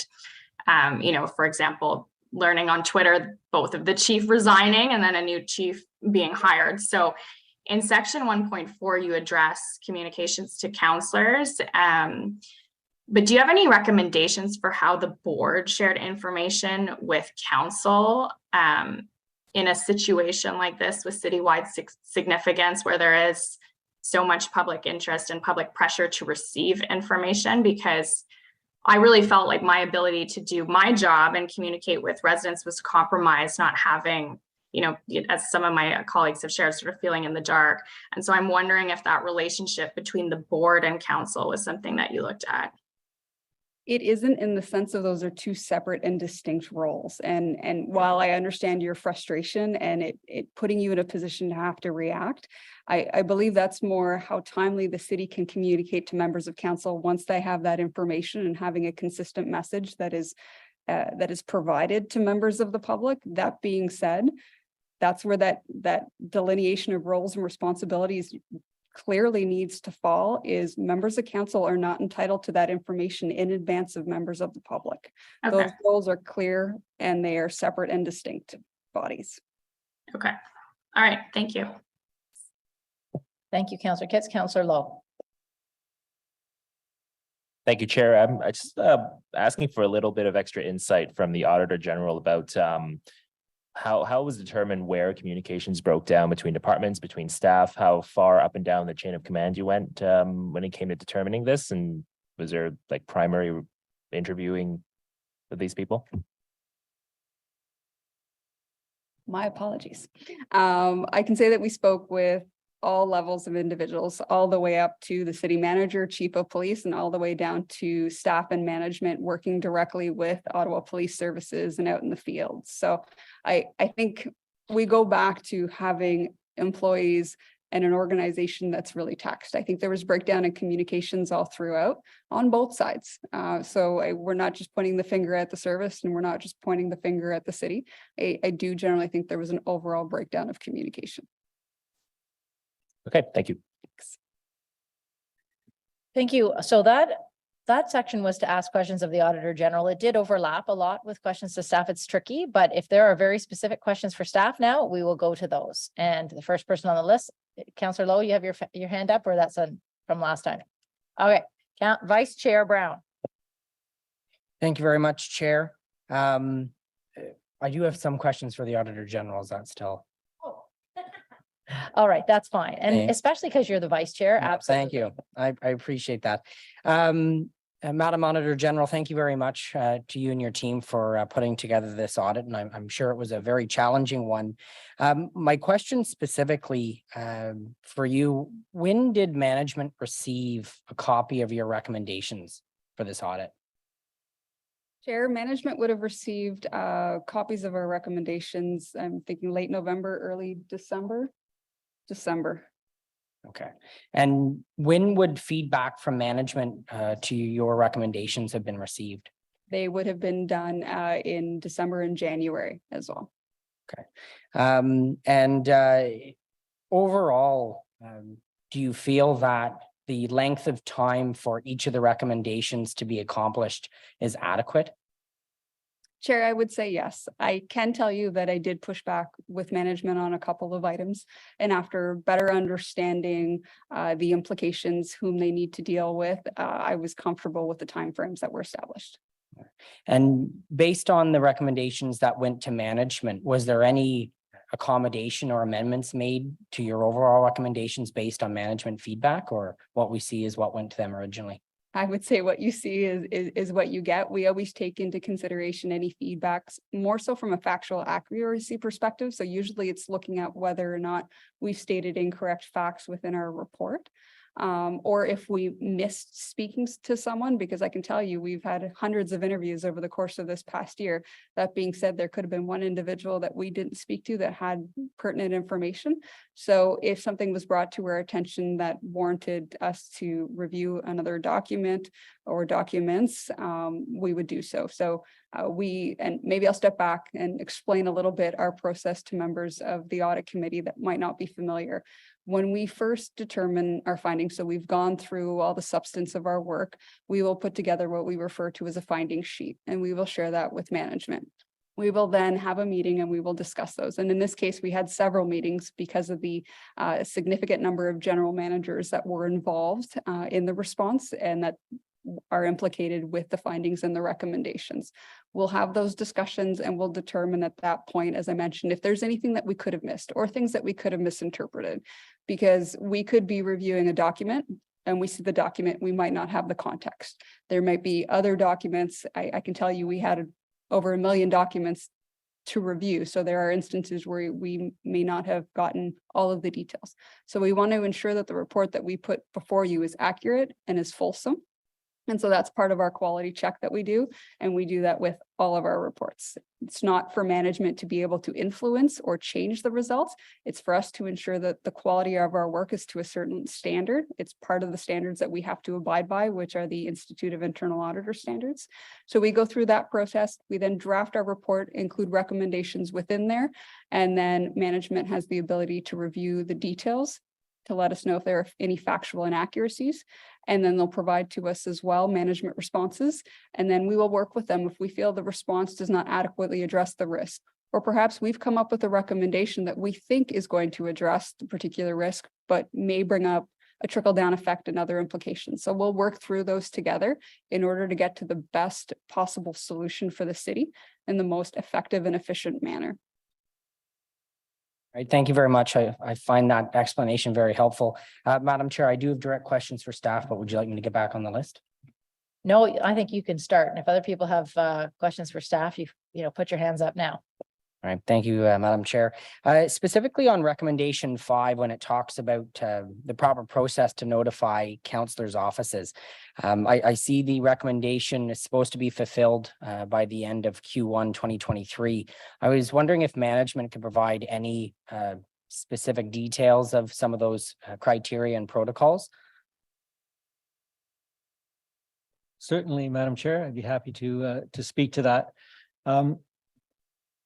During the incident, we did a lot of communications, and we felt that we were on our game, quite frankly, for the communications that we did. Every day we had press conferences and we communicated quite a bit. However, we didn't communicate to all the right people at all the right time with all the right information. And we recognize that, and we certainly appreciate the recommendation from the Auditor General. And we will endeavor to try and we will come up with a process where we'll be able to update council on a regular basis. I think from my perspective, there was a perception that the council was getting the information through all of the different media we were providing.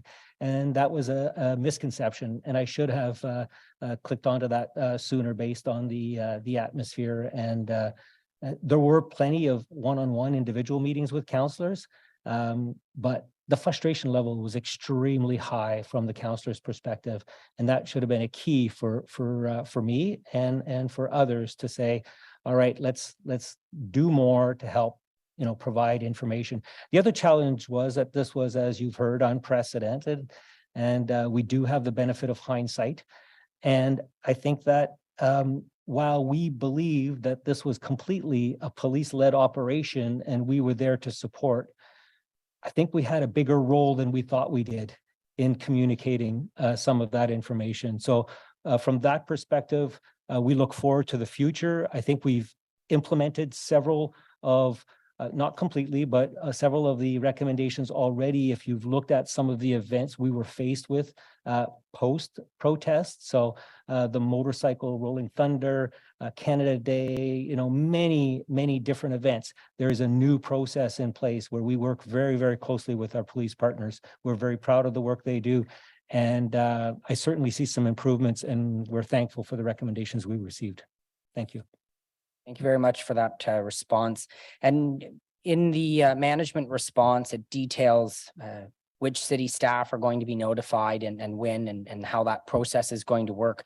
Will that process be shared with councillors? Because I think it would be beneficial for us to understand how this information is going to be disseminated within the various departments, and then at which point our offices are notified. That would make, Madam Chair, sorry, that would make complete sense to me. And certainly I think we would want everyone to know what the rules are and how we're going to proceed going forward.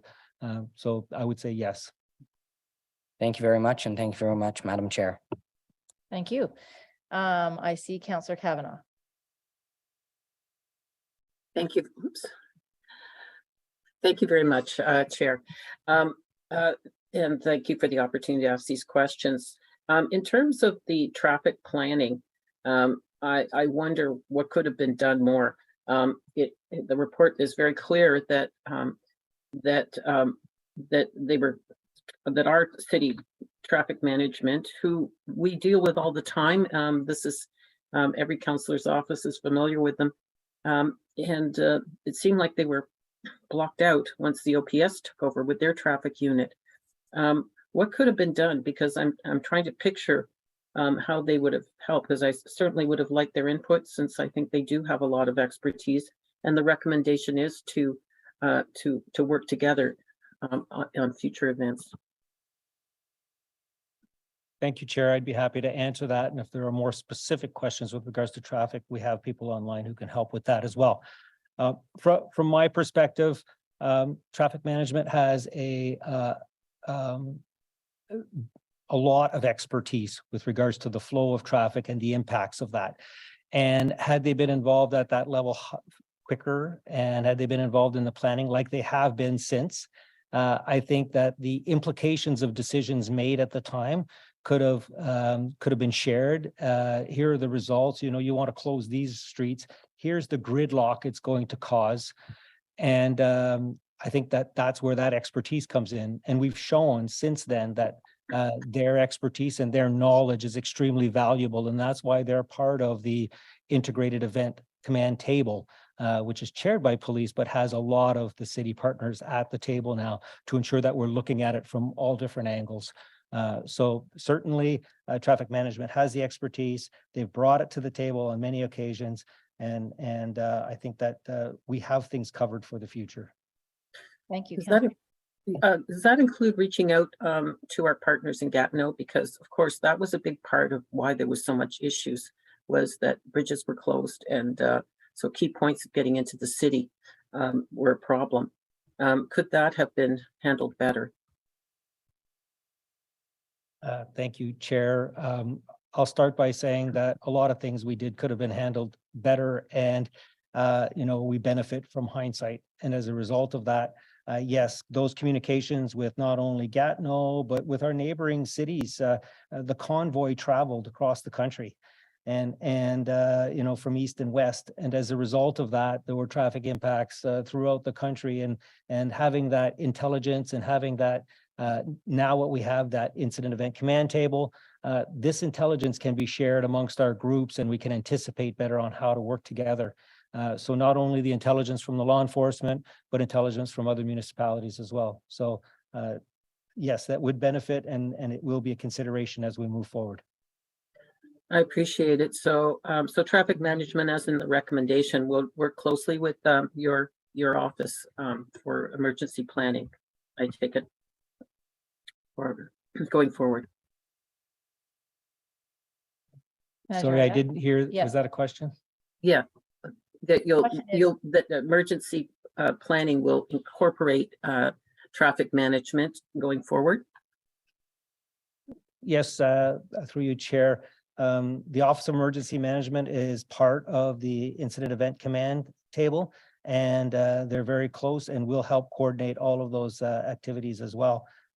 It is very much an all of city approach, and like I said, I believe that our response in the future will reflect that. Thank you. Thank you. And that is something we've also discussed at Ottawa Police Services Board, just how strong that command table is now as opposed to then. And that's what happens as you learn, live and learn. All right, Councillor Lowe. Thank you, Chair. I kind of want to build on a point that Councillor Hill had brought up a little earlier, and that was the communications within the public transit side of things. I remember working 16-hour days for 7-8 days in a row in the initial stages of the convoy. And the information was very dynamic. It did change a lot. It became much bigger than it was supposed to be or what we expected it to be. So there was a lot of internal communication that was needed, right? I got the information, I posted it online, and then the controllers would also send it out to the operators. There were some challenges in terms of operators receiving, all of those detours and all of those things. And I recall there were a few instances of operators ending up in places where it was blocked off, where they should not have been. Has there been any lessons taken from an event like this? Given that it was given the scale of the event, have there been any lessons taken into planning for future events like this? Chair, through you to the councillor, happy to respond. So yes, we have taken lessons learned away from that. We've formalized our on-street detour process in a way that clarifies communications between, for example, the Transit Operational Control Center and the communications coordinators who work there. Communications teams that would perhaps create on-street signage and the groups that would distribute them. So we feel that we have taken lessons learned away and that we're able to more quickly respond to these sorts of situations and hopefully inform our operators a bit better.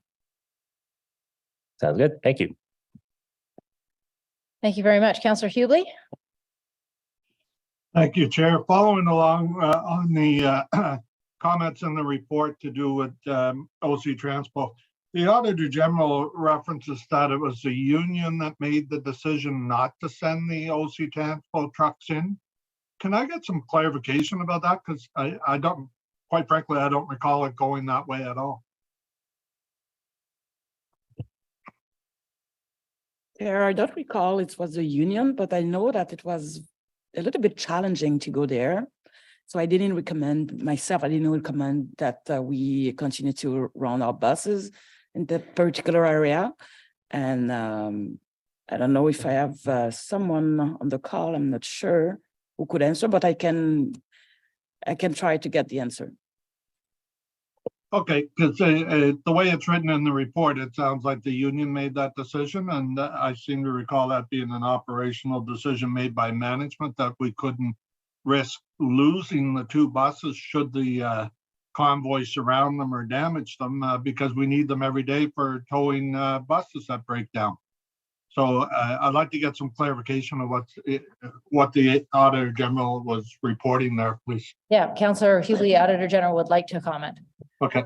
Chair, through you to the councillor, the only area where we made mention to union making recommendations was with regards to tow trucks, with regards to OC Transpo drivers driving tow trucks. Councillor Hughley? That's correct. That's what we're asking about here is the comments in the report that says the union decided not to, here, I'll find the exact page and everything if you can give me just a moment, Chair. Towing services, it says, also, you know what, there's nobody after me. Chair, if you want to give me a minute here, I've got to read it on the page. I didn't underline it. I just marked it as something that I want to ask about. It says, sure. The city staff inquired of towing companies and the standing offer on the list.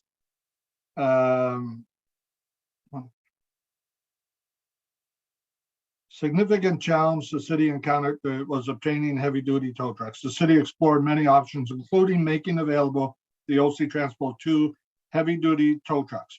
However, no drivers were made available as the union did not want to put staff in danger. Thank you, Councillor Hughley, for that clarification. Auditor General? That is correct. So the decision was made by the union and not by city management or OC Transpo management? Chair, the union was not comfortable having its members drive the particular tow trucks due to safety concerns. I'm sure they weren't, and it's an understandable concern, but the actual decision that you're saying here to not send in the trucks. Who made that decision? The union or the OC Transport Management? As the city had no drivers to drive the tow trucks due to safety concerns raised by unions, there were no drivers that were able to drive the tow trucks. Okay, thank you, Chair. I should add, though, however, those trucks were offered to the Ottawa Police Services for their use. But again, no drivers offered up to assist from that perspective. Chair, if I may. Sure. I didn't recommend neither that we send our people over there because it was very concerning. So that's why we didn't, we had detoured our buses, and it was very conflictual over there. And I didn't recommend my people go there neither. Councillor Hubley? Well, that's the answer I was looking for. Was I thought it was Renee's decision on whether the trucks or the buses or anything, how any OC Transpo assets and resources were deployed during this whole thing. I thought the decisions were made by Renee, and the way I read this audit report, it sounds like it was a union alone decision. So I appreciate the clarification on that. I'm not sure. Be quite frank, I'm not sure really got that point clarified here, but at least I understand that the AG believes it was the union's decision, and Renee believes that she made her decision. So I'll leave it at that. Okay, and our Auditor General has another comment. Chair, I'd just like to comment and clarify a little bit. Our report states that unions had concerns with regards to safety, not that they made the decision. That being said, both the union and our general manager of transit both had concerns. I would presume both those concerns were taken into consideration, and as such, no drivers were provided for those particular tow trucks. Thank you for that clarification. That's exactly what I want to hear. Thank you, Chair. Wonderful. Thank you very much, everyone. I don't see any other hands up for questions for staff on this audit, so we can go to the next audit. Is everyone prepared to move along? Thank you very much, Chair. Le prochain rapport que nous souhaitons vous présenter aujourd'hui porte sur la vérification de la gouvernance de l'intervention. The next report is about the governance of the city pandemic response. I will give the floor to my assistant, Enver Yakana, the one responsible for this audit. Next slide. On March 25th, 2020, due to the increasing spread of COVID-19 in the community, Ottawa's mayor declared a state of emergency under the Emergency Management and Civil Protection Act. As this was a public health related emergency, the Medical Office of Health was the overall clinical lead for the pandemic response. The city and Ottawa Public Health had to coordinate and collaborate to ensure there was an effective pandemic response to support the residents and businesses of the city of Ottawa. The city utilized its existing emergency management program and framework to respond to the pandemic. This included using the governance structures, communication mechanisms, and roles and responsibilities that the city would typically employ in an emergency or significant event. At the city, the Emergency Operations Center is the hub for coordination and support of response activity across the city. Within this structure, there is the Emergency Operations Center Control Group, which was mentioned in the previous presentation, which was responsible for directing the city's response and recovery activities during the pandemic. This included making strategic decisions, establishing policy direction and corporate objectives, managing and prioritizing resources, and prioritizing operations as requirements evolved. The Emergency Operations Center Operations Group was responsible for implementing the strategies established by the control group, recommending the prioritization and continuity of operations, managing impacts and consequences, and acting as the point of contact for external organizations. Next slide, please. The overarching objective of the audit was to provide reasonable assurance on the effectiveness of the governance structure and associated mechanisms in place to support the city's response to the pandemic. As mentioned earlier, given that this was a public health emergency and required a joint pandemic response, we also assessed the collaboration between Ottawa Public Health and the city as part of our audit. Our scope related to public health was limited to the governance interface between the two organizations. Next slide, please. I will now pass the presentation over to my colleague, Ria Khanna, to present the findings from this audit. Thank you, Joanne, and good morning, everybody. Overall, we found that the city had an established governance structure to respond effectively to the pandemic with the flexibility to adjust as needed. The structures in place supported decision-making and implementation of activities while allowing the city to maintain key services and operations. Additionally, it was clear that the success of the pandemic response was due to the hard work, dedication, and commitment of senior leadership and staff across the city and Ottawa Public Health. The audit found that there were several mechanisms and tools used within the EOC structure to support information sharing and coordination across all levels within the city, with Ottawa Public Health, and outside of the city. Some examples of communication mechanisms included the use of the Councillor Liaison function and the Duty Officer Network for information sharing, and the creation of the Emergency Information section within the structure to coordinate and streamline communication efforts. Notwithstanding this, we did find some opportunities for improvement for the city to consider for future events. Next slide, please. Throughout the audit, the team did not identify documentation which formally outlined the specific COVID-19 pandemic response-related roles, responsibilities, and authorities between the city and Ottawa Public Health. It was indicated that there was confusion at times regarding roles, responsibilities, and authorities between the two organizations during certain phases of the pandemic. For example, in the beginning of the planning for vaccine distribution in phase 2, we learned that it was unclear who had the ultimate authority in determining the approach and how to allocate resources based on priorities. Given the landscape of Ottawa, emergency events are inevitable and may continue to increase in complexity. There are many types of emergencies where the city and Ottawa Public Health will have to work together in either lead or supporting roles to effectively respond. In events where there is a need for coordination and collaboration, a lack of clarity surrounding roles, responsibilities, and expectations of the two organizations creates a risk of an ineffective or inefficient response to an emergency. The next finding is related to the clarity of roles, responsibilities, and authorities of decision makers when the governance structure is complex. During the pandemic, both the EOC Control Group, or EOCCG, the senior leadership team were meeting and making decisions on different topics related to the city operations and pandemic response. We learned that it was not always clear who had the authority for what type of decision between these two bodies, and formal documentation had not been developed to clarify this. During phase 2 of the pandemic, the command team was created to focus on the vaccination rollout. This team was formally situated within the pandemic governance structure between the EOCCG and the EOC operations group. We understand that for some, the creation of the command team caused confusion. The authorities, scope, and the rationale for the command team was not documented nor communicated across all levels supporting the pandemic response. In situations where the governance structure is modified or enhanced, it is critical to have roles, responsibilities, and authorities clearly established, documented, and communicated. This supports a common understanding and supports coordination to effectively meet the strategic and operational requirements and priorities for an emergency. Next slide, please. The Office of the Emergency Management, or the OEM, provides operational, planning, logistical, and administrative support to the city's emergency management program. Within the context of the pandemic, the OEM was responsible for supporting the EOC governance structure at all levels and ensuring all documentation and compliance requirements continued to be met.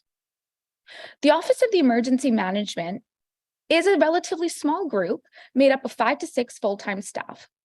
The audit found that the needs of the pandemic response were significant for this group, and they were heavily relied on during the pandemic.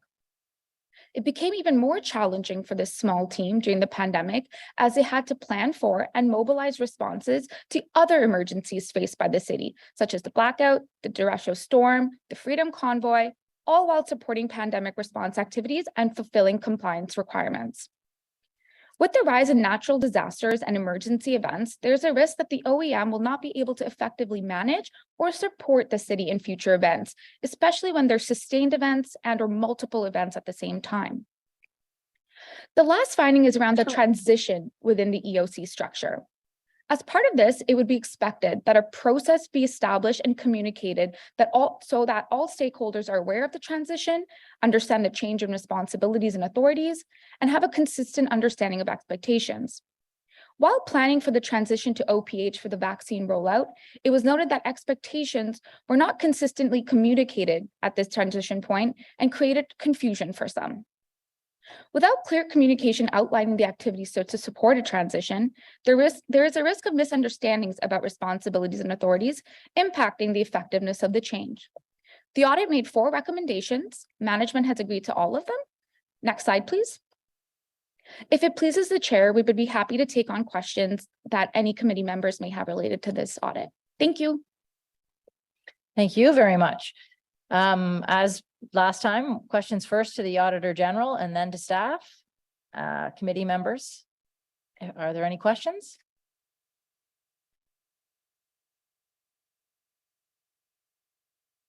Councillor Hill. Thank you, Madam Chair.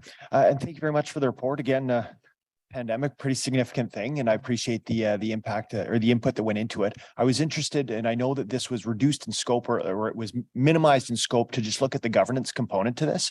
I just wanted to confirm if from your perspective, it would be of value to look more broadly, and if we were to want to look more broadly at decisions made by the city during the pandemic, that type of thing that were currently out of scope of this audit, what that would mean from a work plan perspective. Auditor General. Chair, through you to the counselor. Very good question, counselor. We did originally have this plan to be a multi-phased audit. So we looked first and foremost at the governance. That being said, as we reviewed that aspect, and as I look at the other elements that are in front of us that require, or I believe require our attention sooner rather than later, we currently do not have anything else planned with regards to the pandemic response. We've covered a lot of items indirectly, such as just looking at the convoy, additional elements of the Office of the Emergency Management perspective. So as of right now, we do not have anything else planned, but we haven't fully taken it off the table. We're just trying to manage the value that we bring in covering off various areas across the city. Councillor Hill. Thank you. Councillor Kavanaugh. Thank you, Chair. And thank you very much for the report. And I think overall, considering the scope of the pandemic globally, I really appreciated the working relationship between the city and Ottawa Public Health. And I think we should be reminded of the fact that Ottawa Public Health was on the verge of being told that they were no longer going to be part of the city and that they were going to be broadened to Eastern Ontario. And I hate to think what would have happened if that had taken place before the pandemic, because we had so much coordination with the city. We may have flaws in it, but I think that's important to remind ourselves of that. But my question is about one of the, I'll say, blips in terms of the pandemic was bylaw and trying to enforce people out in public. Was that looked at all? Because that was a miscommunication, I think. Chair, through you to the counselor, this was not a particular element that we had specifically looked at, since we were looking more so at the overall governance of the pandemic. So really looking at the policies and processes from that perspective. That being said, if it is something of concern, it is something that we can take away for potential future consideration. Yeah, because it was about direction and what is best for residents. And it just seemed to be, that was very difficult to get information out to people on what they should do, but very difficult to direct people to stay home. But I think it was, that was a concern that I had, that I saw during the pandemic. So perhaps that should be looked at. But overall, I thank you for the report. As a member of Ottawa Public Health, I'm very proud of the team there, and I think they did their best in working with the city. Thank you. Thank you. And Chair, if I may add, I should highlight that obviously some of those directive and decisions were province led. So those are obviously some elements outside of my purview. That's one element to take a look at, as well as from an Ottawa public health perspective, the only area that we were provided permission to look into was the governance aspect. Good point. Thank you. Thank you very much. Any questions for staff now? I don't see anyone else for the AG.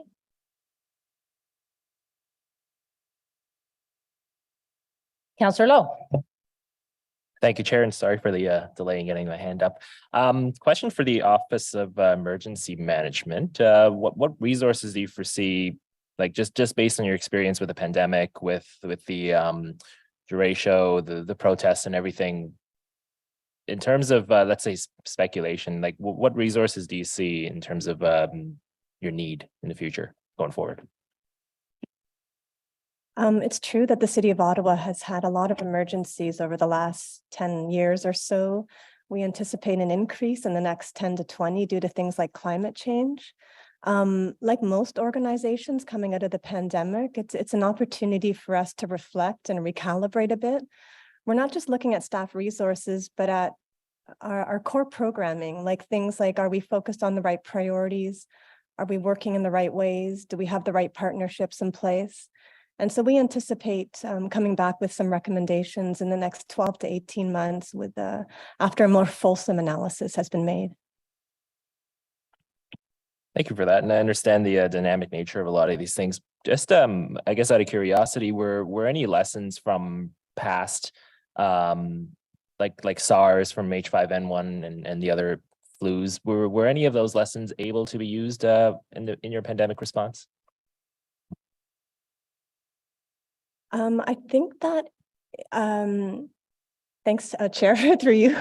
I think it was the flexibility inherent in our governance that allowed us to scale up and down and deploy people quickly to do new things. I know that it was true for the pandemic, and it will be true for other emergencies where every situation is a little bit different.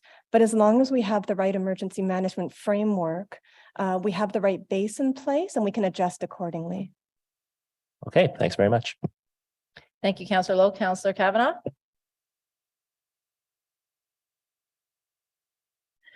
Thank you.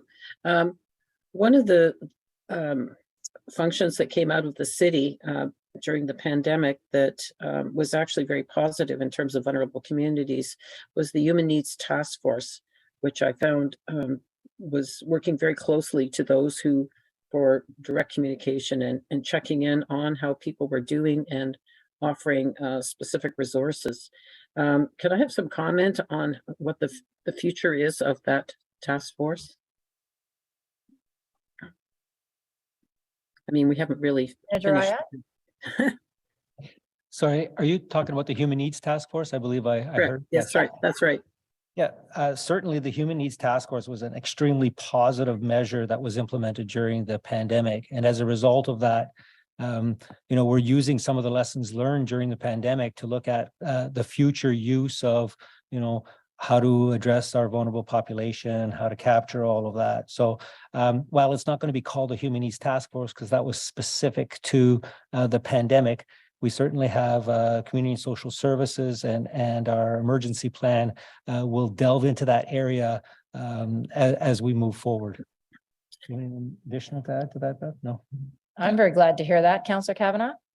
Yes, no, I think it's extremely important. We saw it up close, and it was getting right into the communities and offering assistance at the grassroots level. And I don't know, I don't, the pandemic may have required the need for it, but I think it's shown that it's actually needed all the time. So I appreciate that. And that was my concern, is that it would not be there anymore and it would just fade out, but we still need it. Thank you. Thank you very much. I'm not seeing any other hands up on this particular audit.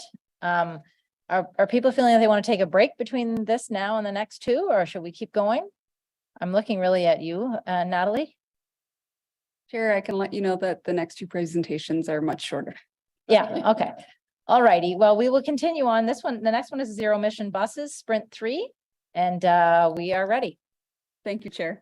Le prochain rapport que nous souhaitons vous présenter aujourd'hui porte sur la The next vérification. report deals with the auditing of zero emissions vehicles, Sprint 3, the funding mechanisms and the agreements. Next slide, please.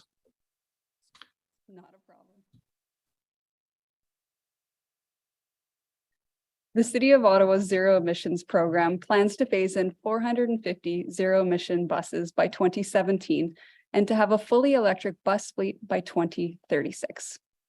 In order to fund this program, the city sought funding from a Canada Infrastructure Bank loan and a grant from the Infrastructure Canada. Infrastructure Canada established a zero emissions transit fund to accelerate the adoption of green transit solutions in Canada by covering costs associated with zero emission bus implementation programs. The Infrastructure Canada funding will be in the form of a $350 million grant to the city and can be used to cover the purchase price of the electric buses, the infrastructure required, and the transition costs associated with the implementation. At the time of our audit in August of 2022, the city had not yet secured commitment from Infrastructure Canada for the grant due to delays in the approval process. After the audit, we were informed that on December 16th, Infrastructure Canada approved in principle a maximum federal contribution of $350 million. This approval was given following the successful review of the city's proposal. As of August of 2022, the city entered into a $380 million loan agreement with the Canada Infrastructure Bank to fund the upfront costs of purchasing zero emission buses. Funds from the loan will be drawn throughout the loan period, commencing now up until 2027. The loan will be paid back over 15 years, the estimated useful life of the buses, with a 1% interest rate per year, which is well below current market rates. The city's repayment of the loan is expected to be made from savings generated from the lower maintenance and energy costs of operating electric buses in comparison to traditional diesel buses. Prochaine diapositive, s'il vous plaît. Je vais maintenant passer la parole à la vérificatrice I'll générale now adjointe. give the floor to Ms. Goldstein. Thank you very much. To make repayments on the Canada Infrastructure Bank loan if operating the electric buses results in savings, the city is still exposed to some contractual and financial risks as part of this loan agreement. The loan contains estimates and assumptions in the areas of electricity prices and annual mileage that must be met for the city to benefit from the terms of this loan. In addition, if operating the electric buses does not result in the forecasted operational savings assumed in the loan agreement, interest will continue to accrue on the outstanding balance of the loan. Although there are risks, overall, the loan is advantageous to the city due to its low interest rate and the fact that at maturity, if the city does not have sufficient savings achieved based on the difference of operating costs between electric buses and diesel buses to repay the outstanding balance of the loan, the Canada Infrastructure Bank will not have the recourse to collect the remaining amount owed. Next slide, please.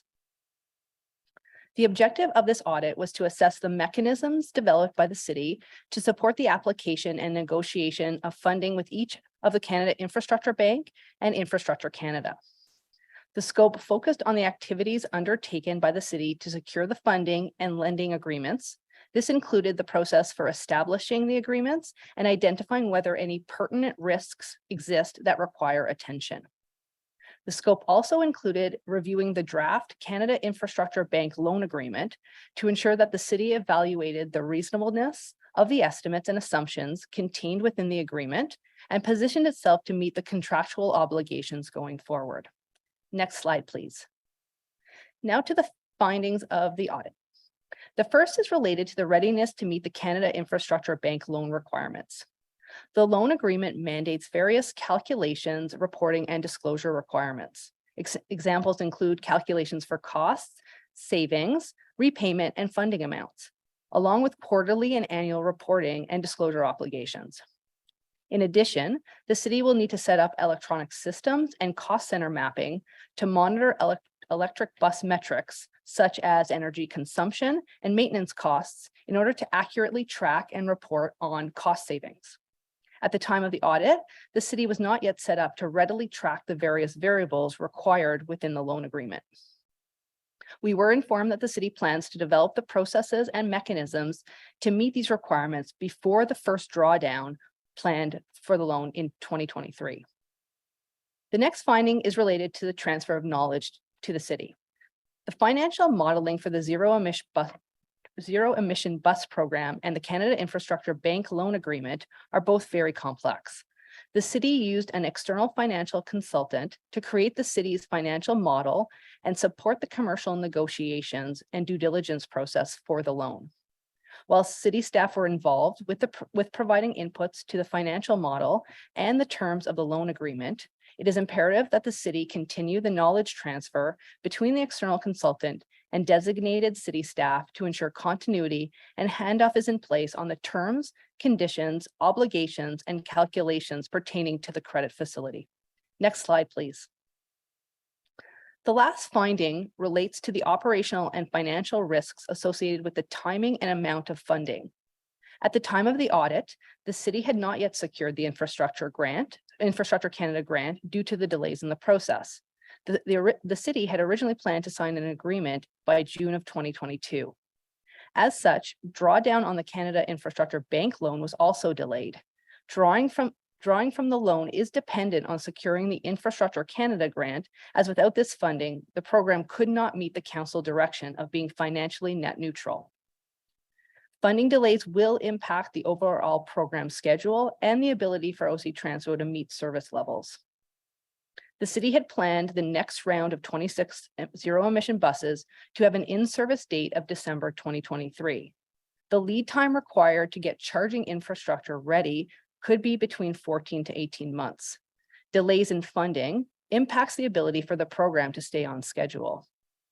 The city risks not having enough buses to support OC Transpo's service needs over the next 1 to 2 years, as more diesel buses are expected to reach their end of life than will be added to the fleet.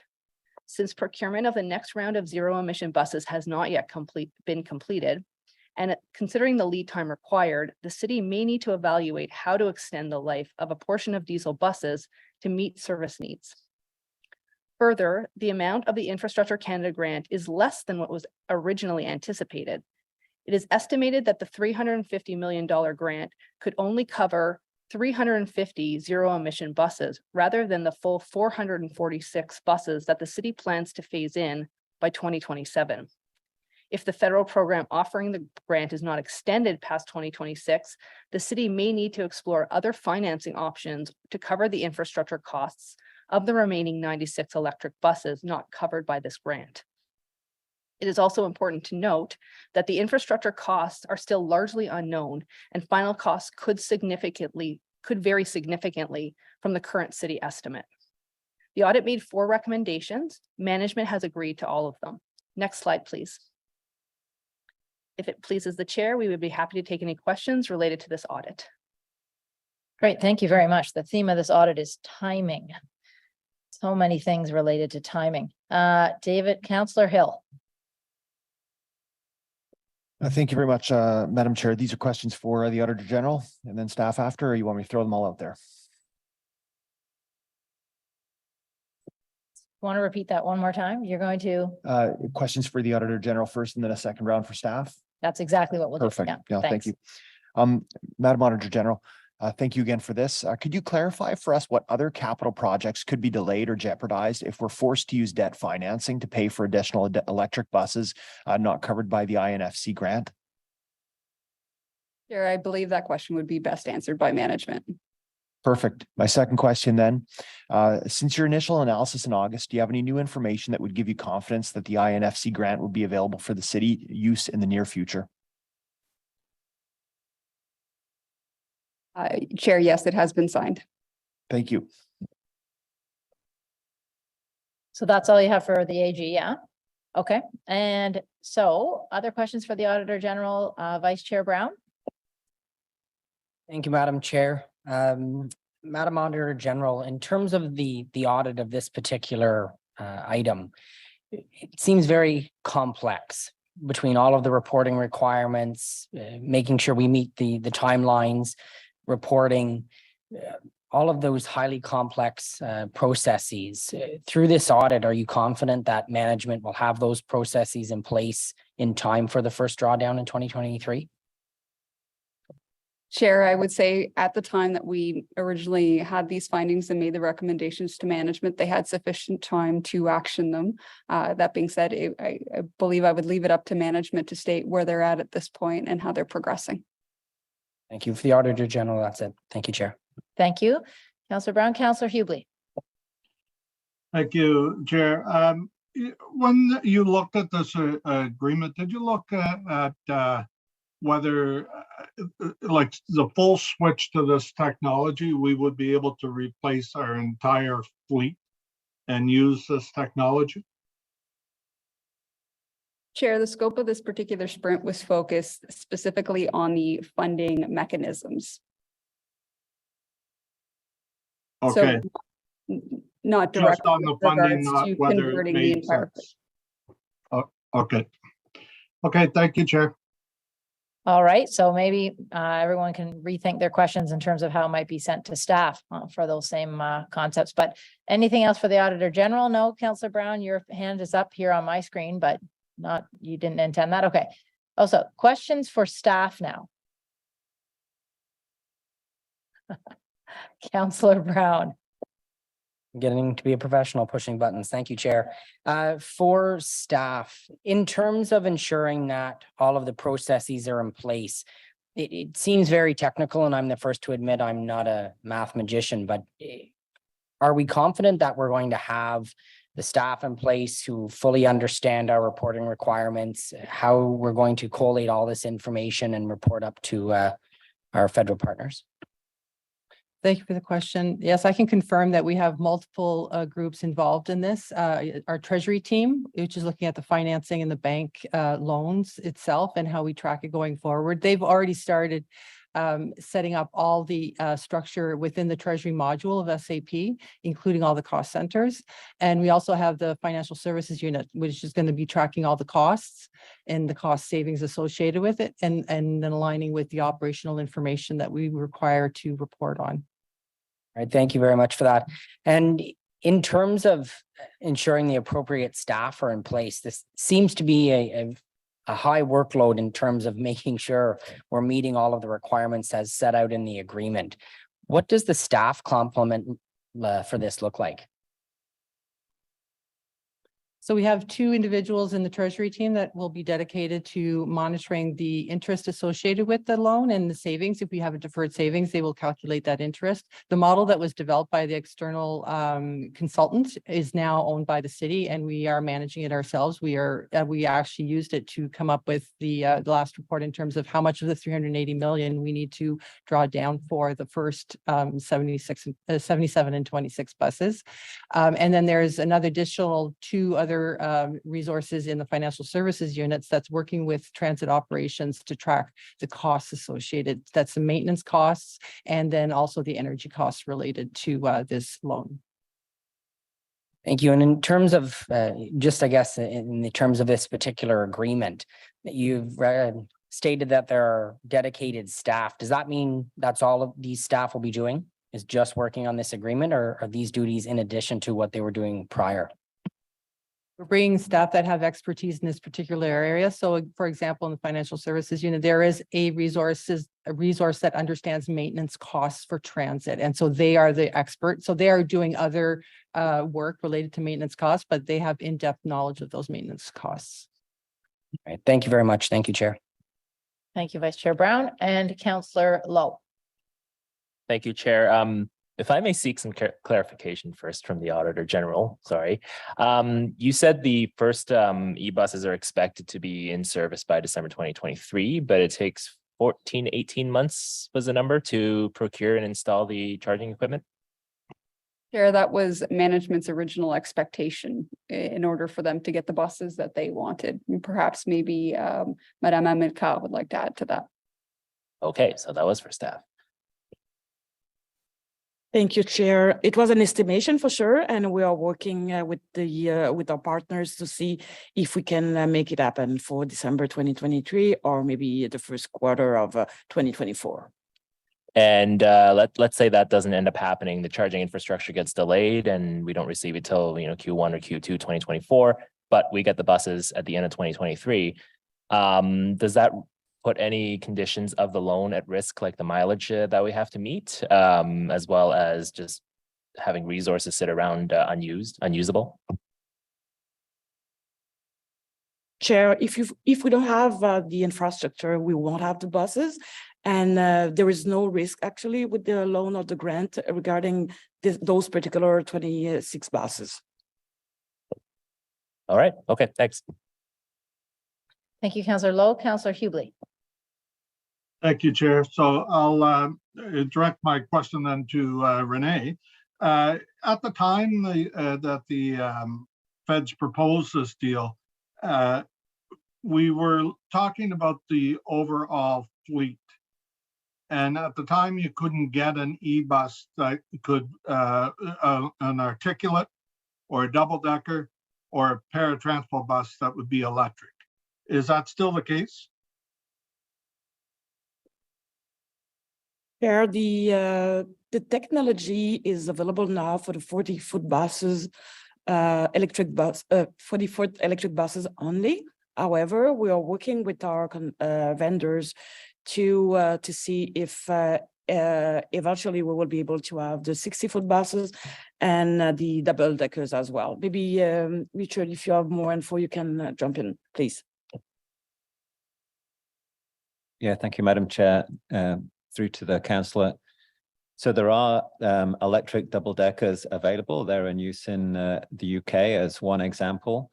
So I think what we have previously reported back to council as part of the report that approved the overall zero emission bus program, we committed to coming back on a regular basis to council to discuss upcoming fleet purchases. So what we're currently anticipating is 26 40-foots followed by 77 40-foots. But later on this year, we'll be looking at what is available and what is appropriate for the next fleet purchase. Councillor Hubley? Okay, so you think it'll be that quick that you'll get access to larger capacity buses that'll be electric? Because that's great to hear that you think it's going to happen this year. Where I'm going with that question is because the loan covers the conversion of your maintenance facilities for electric, but how are we going to maintain all the other buses until they're able to be converted? Because the loan doesn't cover that, right?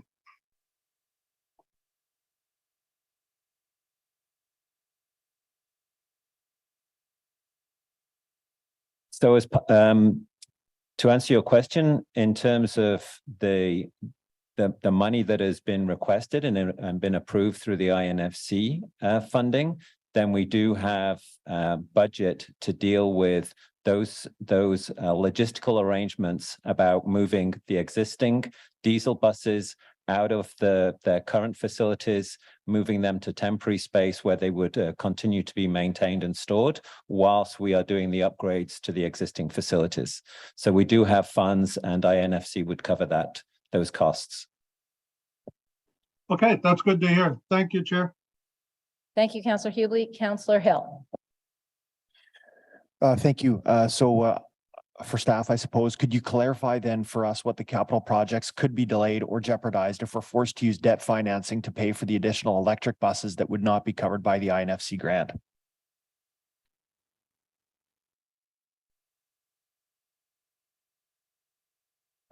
Could you clarify what additional buses? Because well, in terms of if there's risk to that funding, what potential offsets could be created if we needed to use debt financing in order to procure those? So we would limit our purchases to the amount of funding available. So let's say, for example, the price increased, then we would only be able to purchase fewer buses. Yes. Perfect.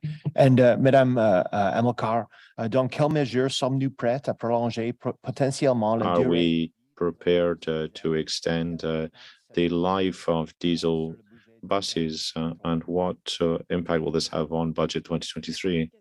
It's an excellent question, Madam Chair. First of all, I'll look at this with my team and we'll do an exercise to see what we can do here. Now, when we come to the end of that exercise, we'll know how much money we'll have to invest in the buses that will be retired, so that we can actually provide for proper maintenance. This isn't something that we think will happen, but we've got it on our radar nevertheless. Thank you. Thank you. I was wondering about the retraining of staff, because mechanics particularly, and how that is taken into account, because it can't be the same as looking after diesel. How is that taken into account? And where is the retooling taking place? Is it all at the Belfast? Richard? Thank you, Madam Chair. There has already been significant training of mechanics and operators and technicians to support the current fleet of only 4 electric buses, but we certainly have experience in the types of programs that are necessary. The INFC funding that is requested will cover the costs for the training that will have to be deployed when we start bringing on the new fleets of buses. So those costs are covered in the INFC funding. And are you focusing on the Belfast facility for this? For where you're setting up the retooling? That is the focus for the next 5 years. Then we're working on the facility at the corner of Saint Laurent and Belfast. Okay, thank you. Thank you very much. I don't see any other questions for staff or the AG, so we can move on to our 4th audit, which is the Carlton Lodge Long-Term Care Home. We're ready for your presentation. Thank you very much, Chair. Le dernier rapport que nous souhaitons vous présenter aujourd'hui porte sur l'enquête relative aux allégations. The last report has to do on the inquiry at Carlton Lodge. I'll now give the floor to Mrs. Florenstein. Thank you. This investigation was conducted as a result of reports received through the city's fraud and waste hotline. Between October 2021 and July 2022, a series of fraud and waste hotline reports were received related to inappropriate practices and activities at the Carlton Lodge. Carlton Lodge is one of 4 not-for-profit long-term care homes owned and operated by the City of Ottawa and accredited by Accreditation Canada. Next slide, please. Now to the findings of the investigation. Overall, the work performed highlighted a need for long-term care homes to review various practices and procedures and ensure their enforcement. There were several reported allegations. Our investigation was able to substantiate 3 of them: the lack of specificity of various other allegations and the inability to corroborate other claims, despite our office attempting to request additional details from the reporters, resulted in us not being able to fully prove or disprove their merit. Only the allegations that have been substantiated are included within our report and are for discussion today. For our first finding, several employees noted that it was not unusual for staff to use their personal electronic devices during work hours. The cell phone practice and procedure strictly prohibits calls, texting, playing games, and answering emails on a personal device during work hours. When staff are on their personal devices, they may be distracted from their work, less productive, and may not be providing the care and attention needed for residents.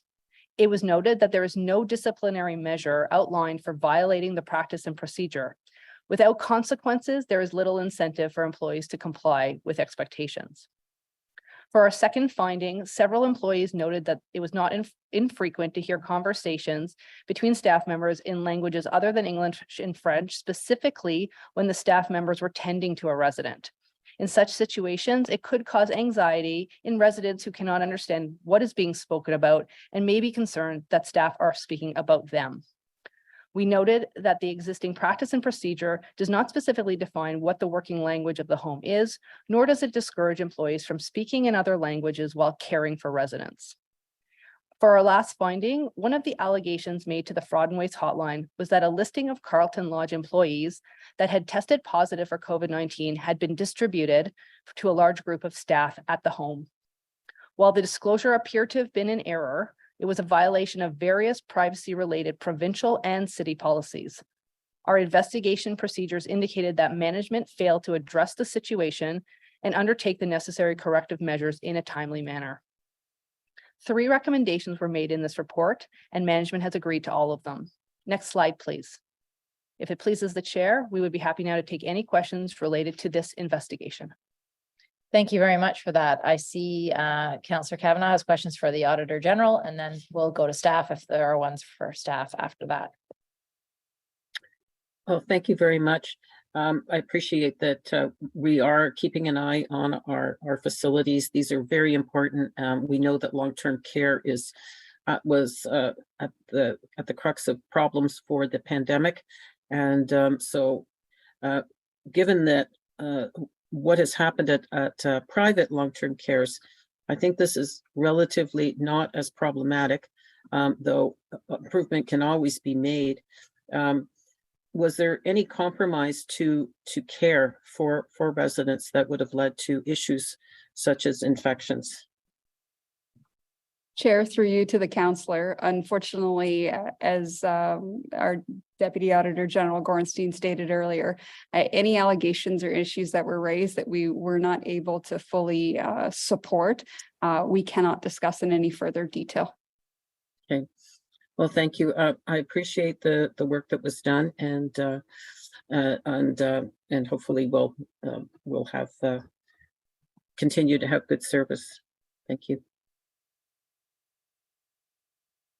Any other questions to the Auditor General?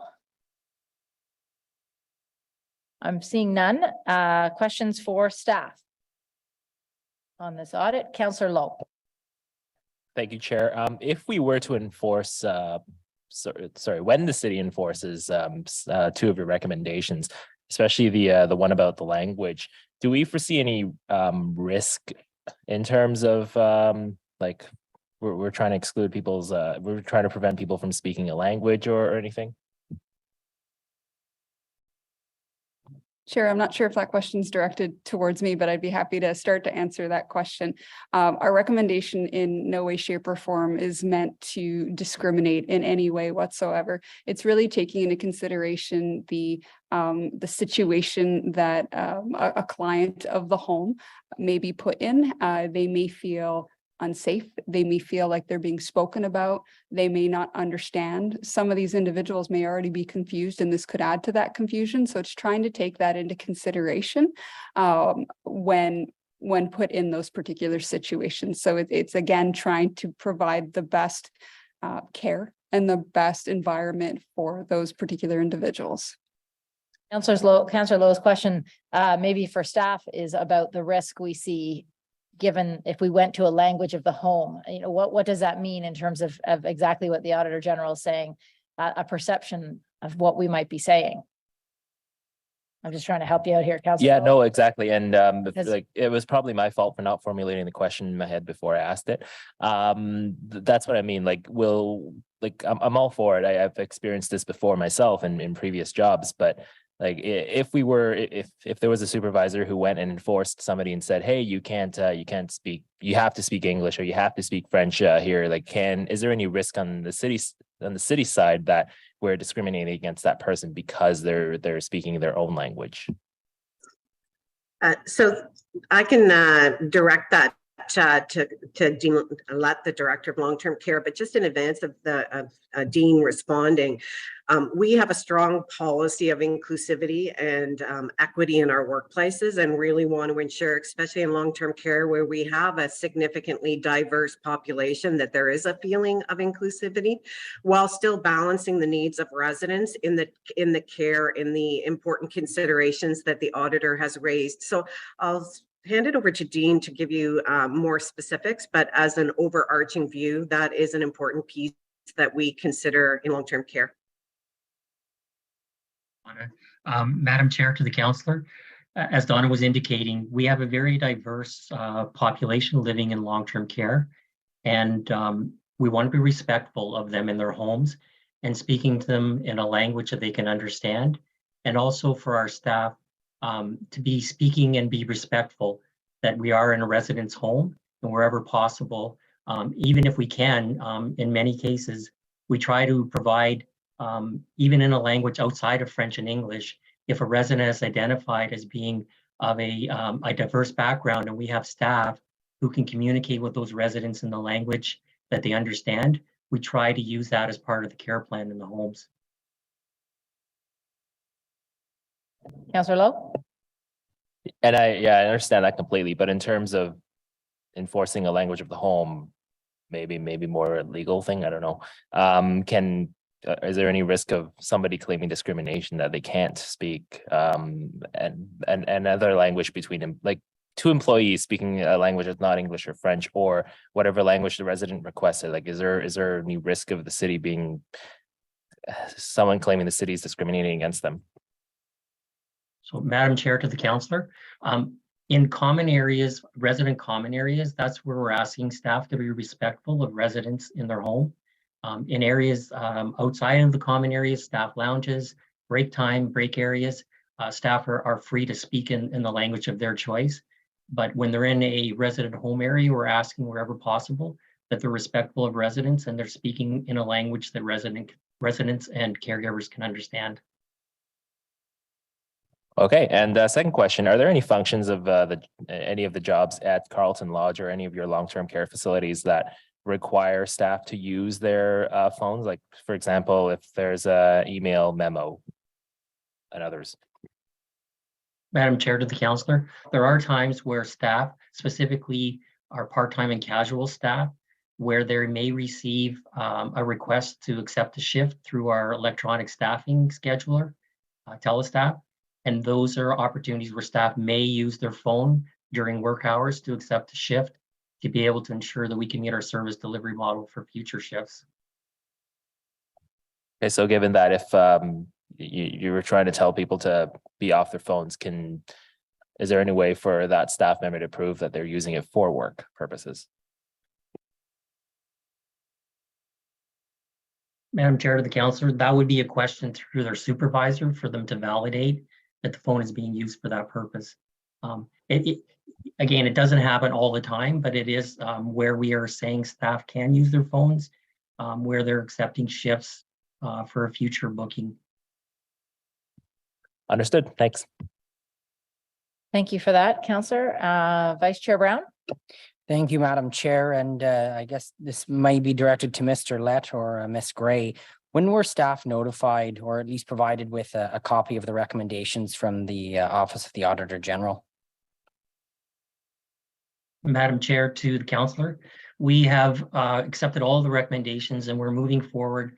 We're updating our policy on cell phone usage to include potential discipline and corrective action that could result from staff not being compliant with the policy, as well as our resident communication policy is being updated as well to remind staff that when they're in resident common areas, to be respectful and to be using a language that residents can identify with. And we've committed by the end of Q1 that we'll have communicated to all of our staff through communication from myself and through staff meetings to all staff. Just to be clear, the question was, when did you receive the recommendations? I think I hear you, you accepted them and you're working towards doing what the recommendation said. But when did you get them? I think was a question. So, Madam Chair, to respond to that, I believe the recommendations came to us in November. I could be incorrect, but it was around November, I believe.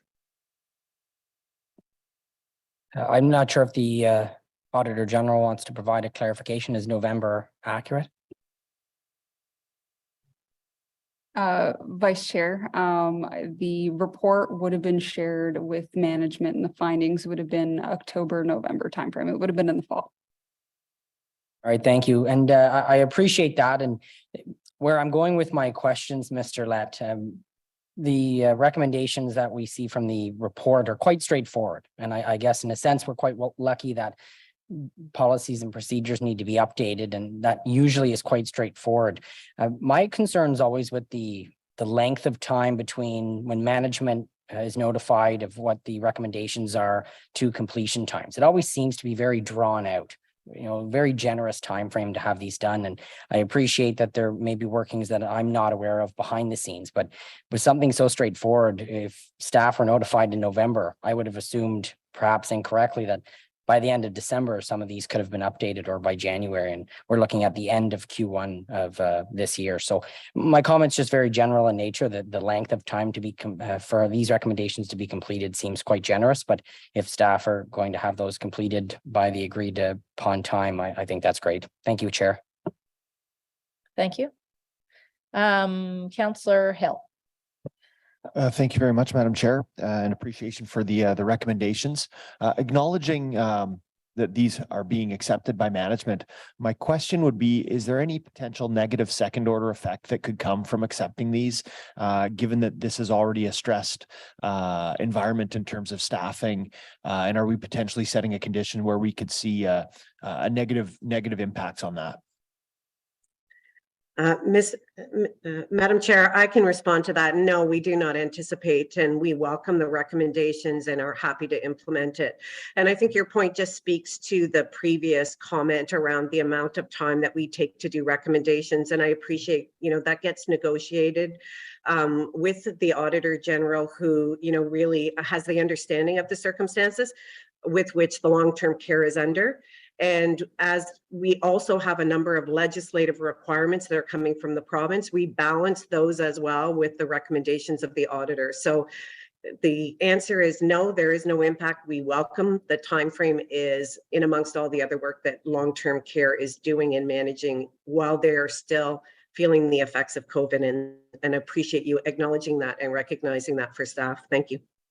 Thank you very much, Madam Chair. Thank you for that. Just a very quick question, and I'm sorry if this is somewhere that I should have read. When we do an audit like this, and because long-term care does come under provincial regulations, do we send it to anyone at the province to say, this is what we have done? Are they aware of the fact that we've done this audit? Chair, thank you for your question. So just one quick clarification before I answer. This was an investigation and not an audit. So we're looking at specific allegations that were brought to our attention. So not necessarily a deep dive across the board. And I'll step back and just speak more generally, and maybe not necessarily about this, so I don't raise any red flags. But if we receive any concerns with regards to a long-term care home managed by the city, whether that's directly through my office or through the fraud and waste hotline, if there is any questions of safety or resident care, we immediately notify Ms. Gray, and Ms. Gray also notifies the province. There's a requirement on their end to ensure that the province is informed. And so in certain circumstances, we would potentially, for example, take a step back, let province do their work, or work simultaneously alongside the province. Oh, good to know. Great. So anytime it comes to the fraud and waste hotline, it's an investigation. It's not an audit. Is that the case? Are there always investigations? Not necessarily. It depends on the nature of the issues that come to our attention. Sometimes we could have something that comes to our attention that is not a grave concern, but could be linked to an existing audit that we've already done or that we're considering doing. So we could have that kind of added on as an additional scope item. In this particular case, as we mentioned in the report, they were due to allegation raised through the fraud and waste hotline. Super. Thank you for that clarification. So I don't see any other hands up. We have just the motion to pass, which really encompasses all four. And that motion is that the audit committee receive the audit and investigation reports and recommend that council consider and approve the recommendations. Is this item carried? Yeah, received. Right. Carried. Yes, we have this received carried thing happening. The last one was supposed to be carried. So we will be clear next time.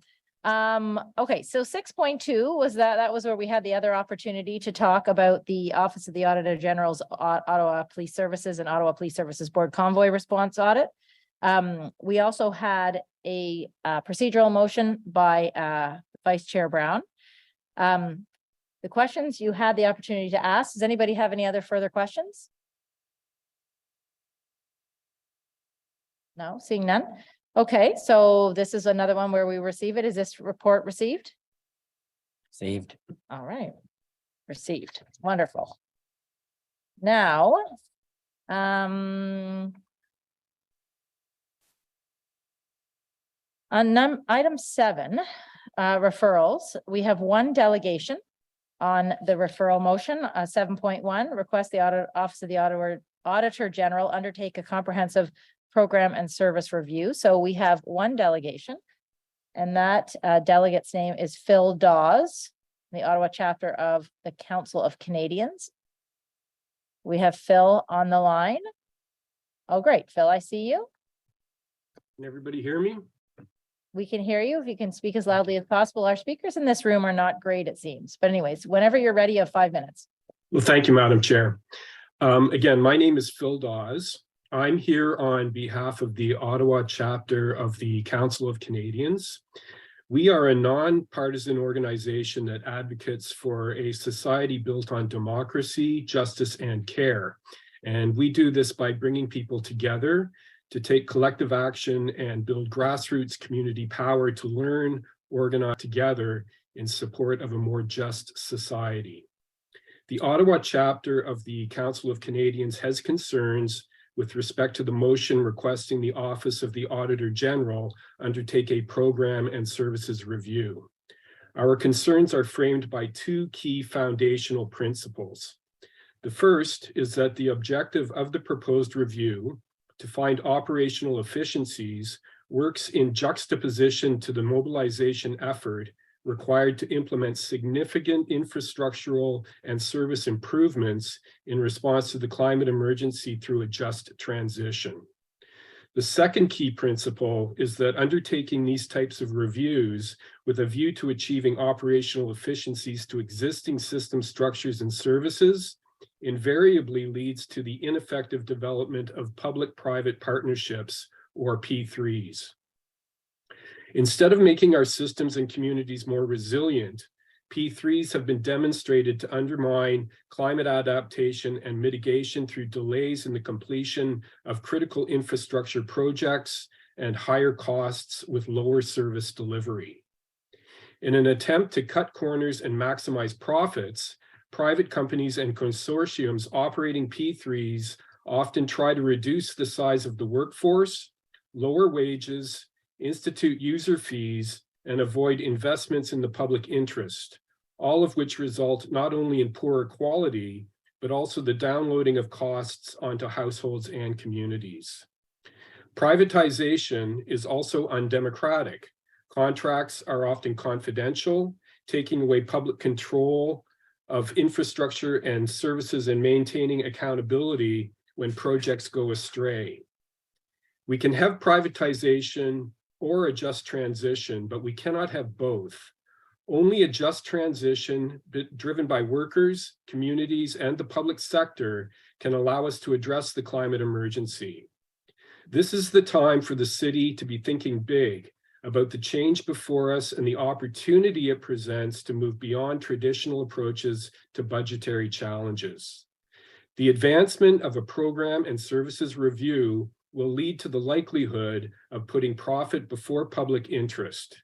It will also impede the opportunity of the city at this critical juncture in community development to create a vibrant future with meaningful participation from local workers and equitable support for all people in the immense work before us.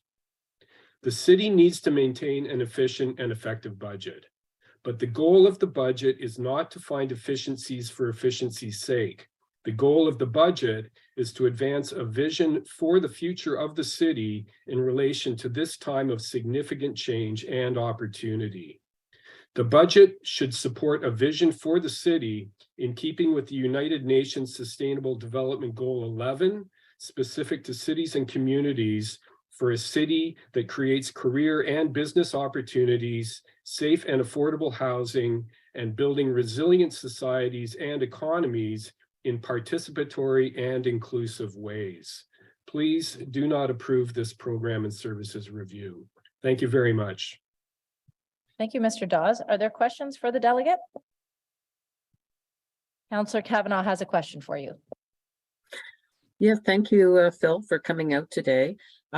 I just wanted to ask, what is, in terms of past experience, I mean, you're basing it on things that have happened in the past. What are you pointing to in terms of that this kind of thing leads to cuts? And I just want to state that one of the qualities that I like in our Auditor General is that it's not about money, it's about programs. And that, you know, when we audit things, it's to see how effective programs are. For example, is a long-term care facility working the way it should in serving patients and residents? So I just wanted to see if it's possible that it could work the other way, where we're finding that we're not putting enough money into things that we should to get the results we want. Mr. Dawes? Thank you, and through you, Madam Chair. I certainly agree, looking for opportunities to create more opportunities for local business, local workers. The purpose of this delegation presentation was, again, to bring to the attention and awareness of council the need to be thinking beyond the immediate to a longer term future as it relates to climate change, adaptation, mitigation, a just transition, the need for equity. And I would say from the presentation, large scale awareness about the potential hazard of going through the P3 route of these types of reviews. Thank you. I appreciate you pointing that out. Thank you. Any other questions for the delegate? Not seeing any. Thank you very much, Mr. Dawes, for coming to speak to us today. Thank you very much. All right, so what I'm going to do, this motion, as you recall, was referred to us, and there's been a number of things that have happened since. So I'm going to look to Vice Chair Brown for his comment. Thank you very much, Madam Chair, and colleagues. Thank you very much for agreeing to review this. As the chair alluded to, there have been many developments between when this was originally discussed at council till now. And one of the overall, I think, stated goals of council at that time was to look at how we deliver city services to our residents, and are they effective? Are there areas to improve or not improve? And there was very robust discussion. I think that shows that there's certainly a level of commitment from us and our colleagues on council as a whole to look at this. At this time, and with discussion through the chair and I would like to withdraw this item for now. One of the overall goals of the current budget before us is to engage a working group, and the chair sits on this working group. And it would be my preference to see how this working group makes out, see the progress they make and the types of recommendations they bring forward. And by withdrawing this motion now, it doesn't preclude us for reviewing this matter again in the future. One of the challenges that we have is the budget's going to be passed on March 1st. And if we defer this item, our next audit committee meeting, I believe, is in June. So the motion itself would be out of date. So if it's the will of our committee, I'd like to withdraw this item. And that will leave us procedurally, leave us with options in the future should we wish to look at this again. Thank you, Chair. Thank you, Vice Chair. So I guess I'm looking for the will of the committee. Is the will of the committee to have that take place here, and then we will. Agreed. Agreed. Agreed.